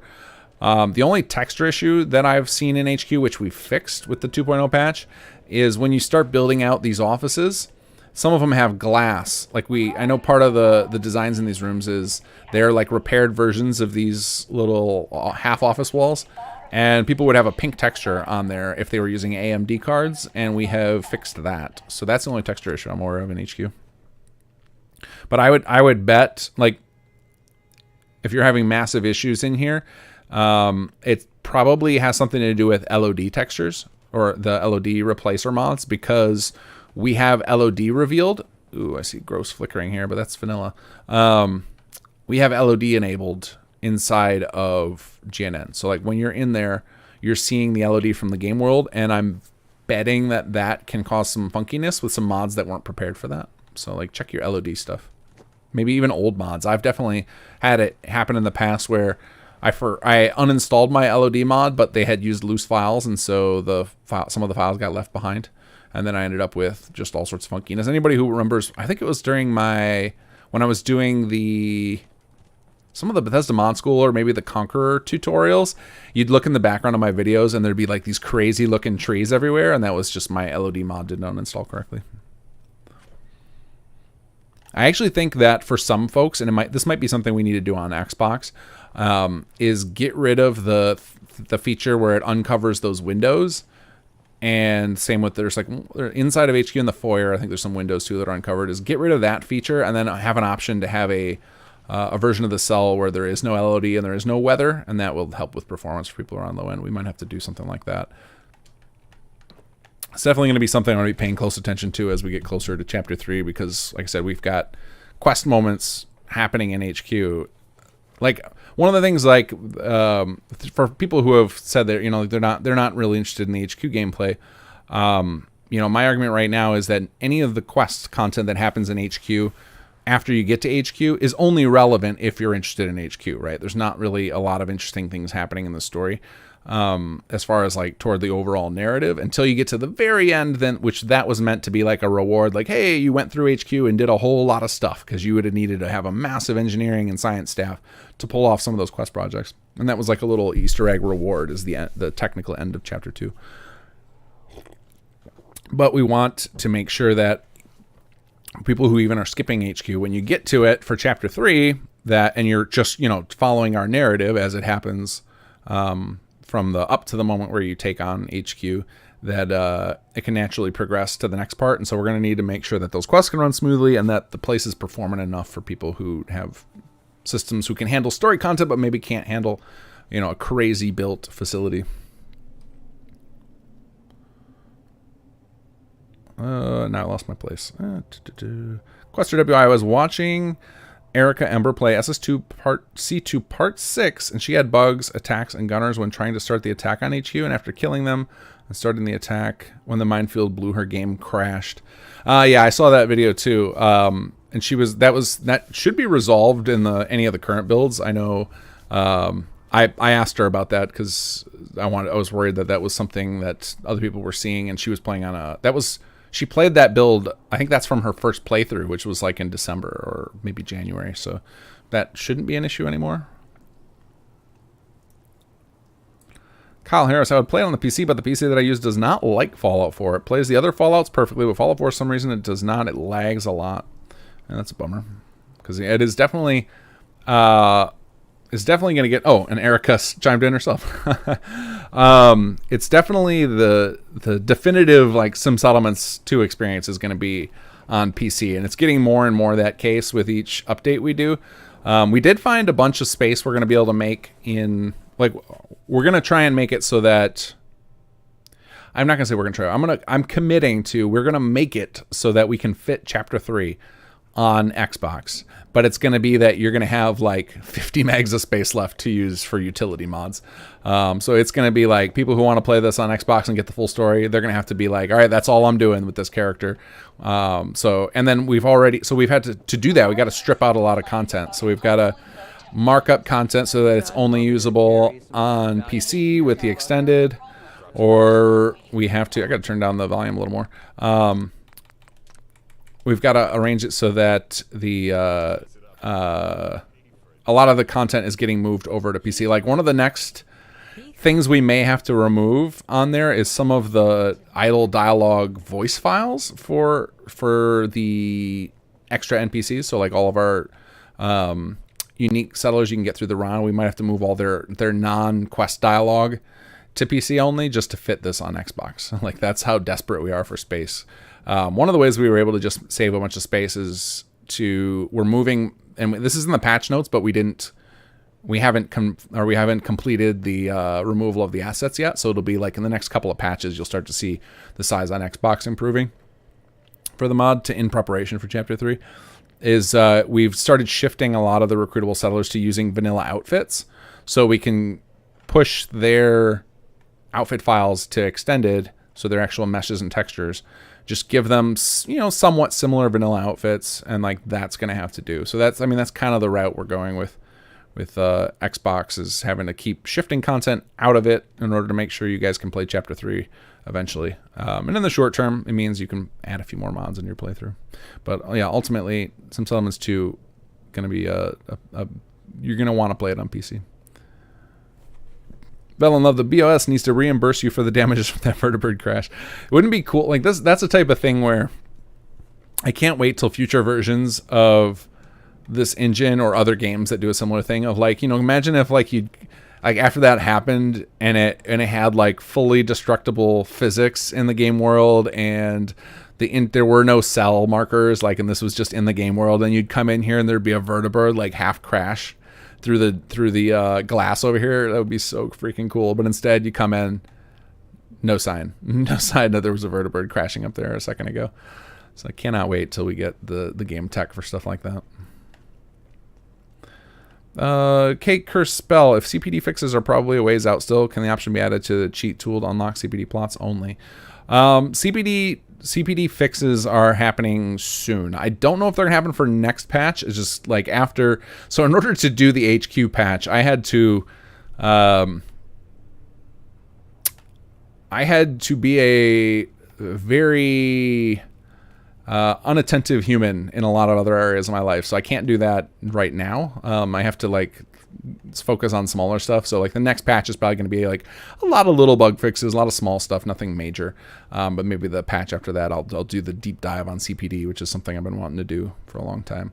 Because CPD it's going to be a big task. Because basically I was not involved at all in the development of that, other than gave the thumbs up to the people involved, helped them out when they had major bugs, but I barely know how the quests are rigged up, and and the other people who are involved with it are busy. Like they've got other stuff they're working on now. So I'm going to take the time and try and figure it all out and figure out all the issues that are coming up for players. So it's gonna be a big project, but I want to do it because I want you guys to be able to play through CPD all the way through. And there's a bunch of CPD stuff that you guys haven't even seen, because there's so one of the things we put in there is some Radiant quests, and we try to make sure that anytime we add, for the most, there's a couple of exceptions, but we try to, when we put in Radiants, that they eventually lead to something, so that like, you do the same quest over and over again, that something changes.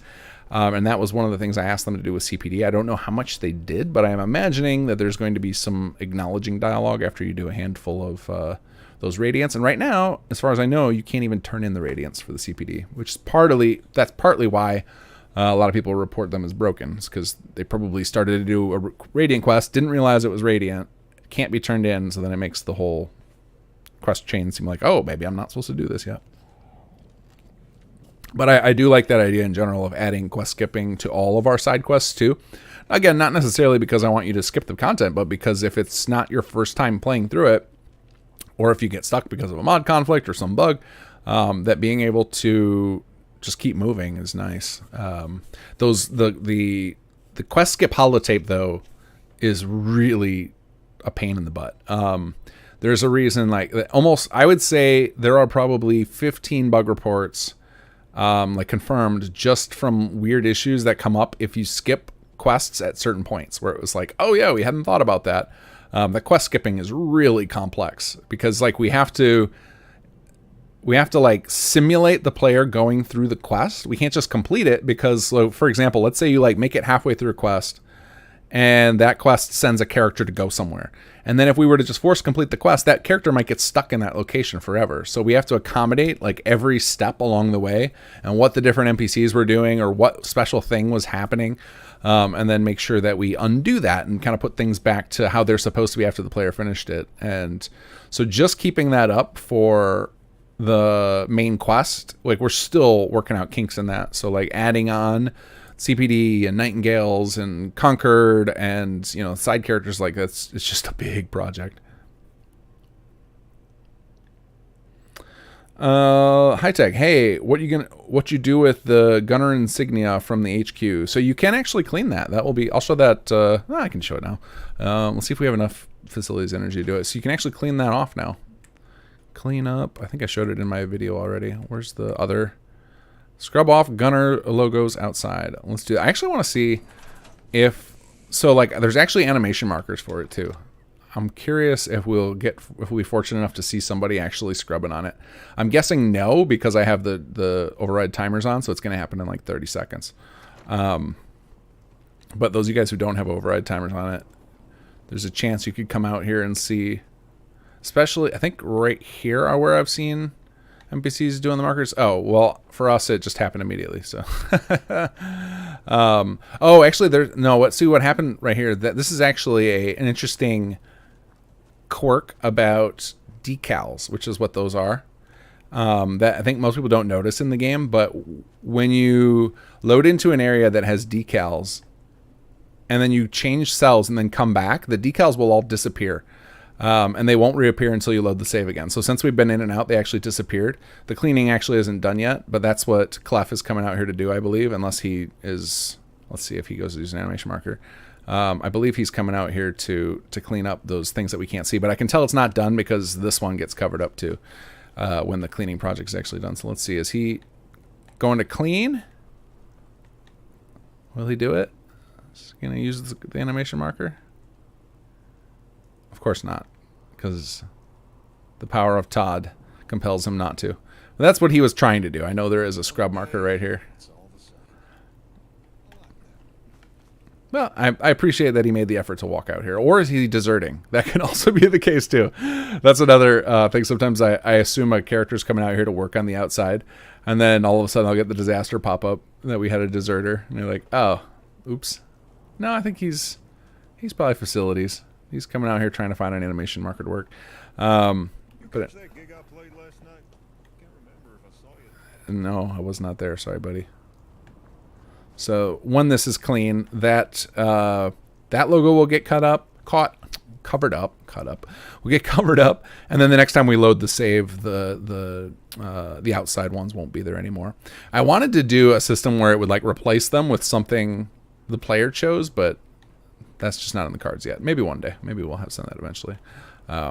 For now, what we have is there's a bunch of allegiance updates you can do in the exterior, and those will plant flags that react to the flag change system, just like in settlements, so that you can kind of pick your colors and fly them. That's one of the things I got all excited about in the mod news video tomorrow is that somebody put out more flags. I love flag options. I know there's a ton of mods with flags already, but the more the merrier, because it's one of the ways you can express yourself within some settlements beyond just the building, but like showing yourself as part of a group. I really love I love factions. Like I love that part of Bethesda games. It's just I want more options to feel like I'm in charge of them. Charles Holder, is there a list to tell you what quest you need to do for each faction to get them to join you in the attack on HQ? There's not, but what it is during the quest where you have to do that, if there's factions you know about that you haven't done it yet, it'll just say basically, I mean, there might be that information on the wiki. That would not shock me if Sasori put that on the wiki. But otherwise, as soon as you know a faction, it'll just tell you to like help them out, will be a sub-objective. And then if you start doing their main quest lines, once you get it to a point where you can recruit them, the objective from our quest, which I can't remember the name of it. Is it Recruitment Drive? What is I don't remember what the quest is called for recruiting to HQ. But once you've gotten their quest far enough along, and it's not very far, you don't have to go super far in them. But we do have a feature in here where if you go super deep on a faction, like if you go all the way through one of the factions and destroy the others, that you'll see more support from that faction on the attack. That was we actually have a system. I've talked about this before on the stream. We actually had this idea for a system like where depending on how deep, there'd be different levels of it. But I think we settled on for actual implementation because of how much time it took, was if you destroy the other factions, you get extra backup from that faction because you miss out the option to get those other guys, right? Like if you side with the Institute and you kill off the Brotherhood and the Railroad, well, that's 2 less allies you could bring to the fight. So we need to give you more Institute to make up for it. And as far as I know, that is implemented. But a more complex version of it that we've talked about, I don't think is in place. Quester WI, if you kill anyone in HQ in Chapter 3, I will never forgive you. I cannot speak to story moments. I have no idea if... The only thing I know is that everyone's dream of having Cola as an HQ resident will be coming true, and not just through the bug that was of allowing it to happen previously and let you assign Cola as a department head. That will still not be the case. You'll still not have Cola as a department head, but you will be able to have Cola in HQ as like a... I don't know if it's going to be a story moment or if it will just happen and then you'll just like see that a character has brought her there. I don't know exactly how that's going to play out, but that the plan has always been Cola is going to be the shop dog of HQ. Quester WI, add a box in HQ for toothbrushes and toothpaste like the toys or Toys for Tots and CPD. There you go, somebody. A nice room design idea to toss in to an add-on pack. Oscar Fry, I might be wrong, but I saw a helipad on GNN. Can we have a vertibird in Chapter 3? Oh, that would be the dream, right? Like, to have your own personal vertibird would be phenomenal. Like one that's run by your faction. Yeah, that would be the dream. There would be some technical hurdles to get there. So maybe one day. But yeah, I would love that. That would be really cool. Zingio added an image on the forums showing the texture issues I'm seeing now. Maybe others have insight. Thanks for your suggestion. I'll see if I can figure out what it might have changed. Yeah, I mean, it's pretty rare that any one person has an issue. Like we are fortunate enough to have a big enough player base that there's always somebody else with your issue. So then it's just a matter of like, all right, let's figure out what mods could be conflicting by comparing load orders. Is there something we can change to resolve it? Like, we found out that issue with the AMD cards and we were able to just change the way the texture was set up so that it would work with AMD too, and it didn't cost us anything. So like if once you figure out the issue, then we can try and come up with a solution. But hopefully it's just simple like, hey, you got some weird loose file from this mod, or this mod did something dumb. Here's a better mod to use instead. Hopefully it's something like that and you can just get it fixed real quick.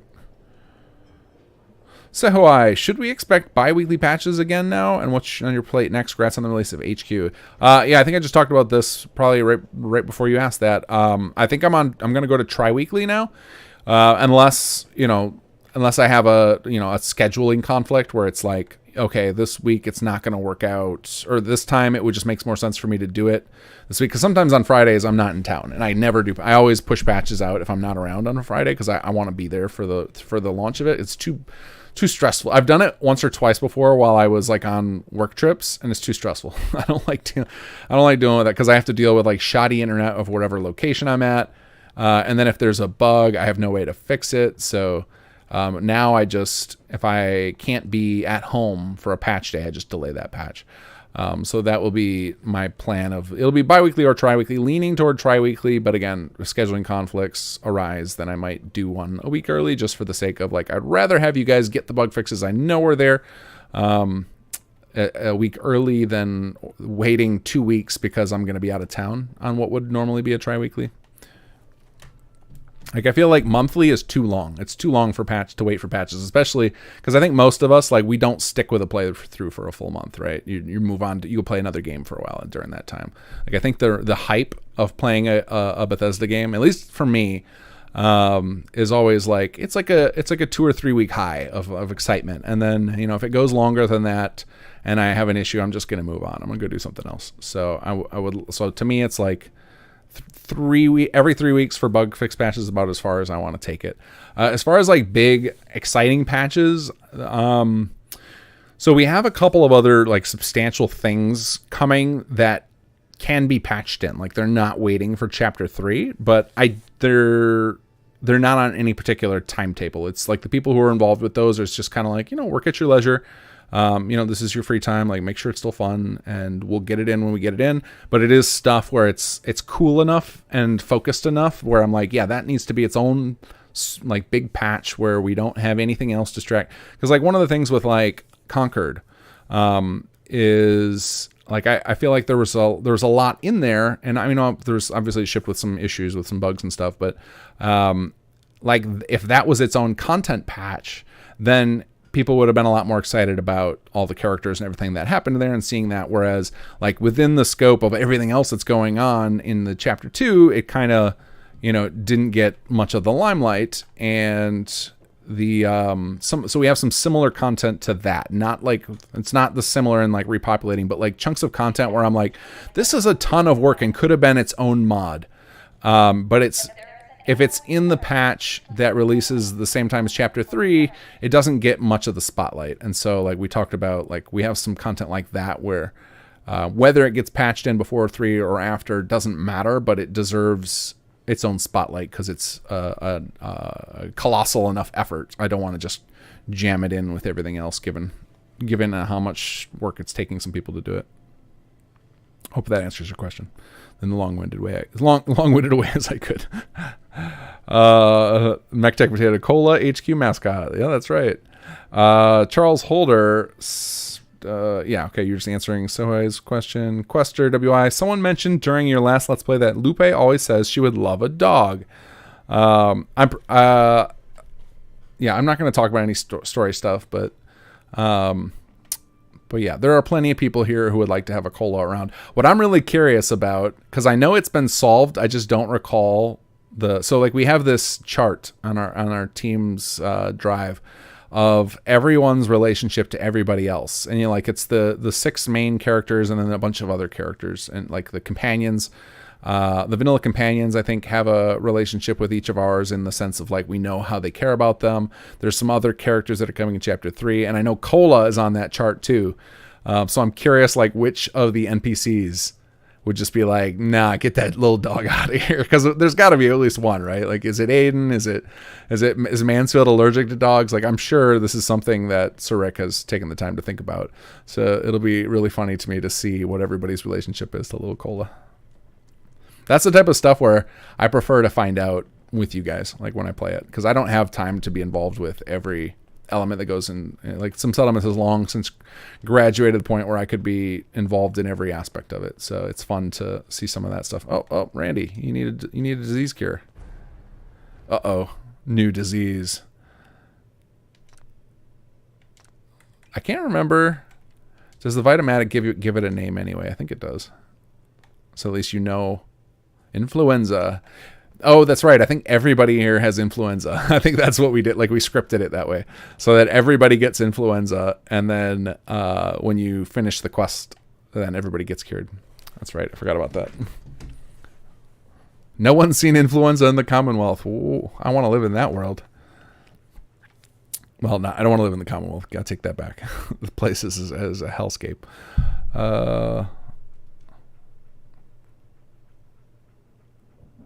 Custer W. Damn it, man. Chain them to their desks and break out the cat and the 9 tails. Mectic Potato and chat. I need to head out. Have a good night. I probably am gonna head out here too. Let me start one more cleaning project, just because. But yeah, I think I'm winding down here as well. Maybe I'll play Skyrim for 20 minutes before I go to bed. You guys got me on that idea earlier. Somebody suggested me doing a Let's Play. It's so fun to play Bethesda content I've never seen before. Like, I know there's probably plenty of great mods out there for Skyrim now that I could be playing, but I'm still having a blast playing vanilla. We don't need any more bathrooms. I'll just do a regular supply closet. Sure. Yeah, I think that's it. I think I'm going to call it, guys. Thank you all for watching this evening. Lots more to show off in HQ. I actually, like, when I first sat down and started playing in HQ, I got overwhelmed with, like, man, there's so much stuff to show. I don't know where to start. So I think I'm going to just take it leisurely. We'll slowly build up each department, and then I can show you guys stuff as it becomes relevant to keeping the numbers moving and everything. But hopefully... hopefully I can solve all the mysteries you guys have and show you guys everything you want to know about how all these new systems work and maybe tell you some stuff you didn't know. But with all that said, guys, I am taking off for the night. I'll catch you next week.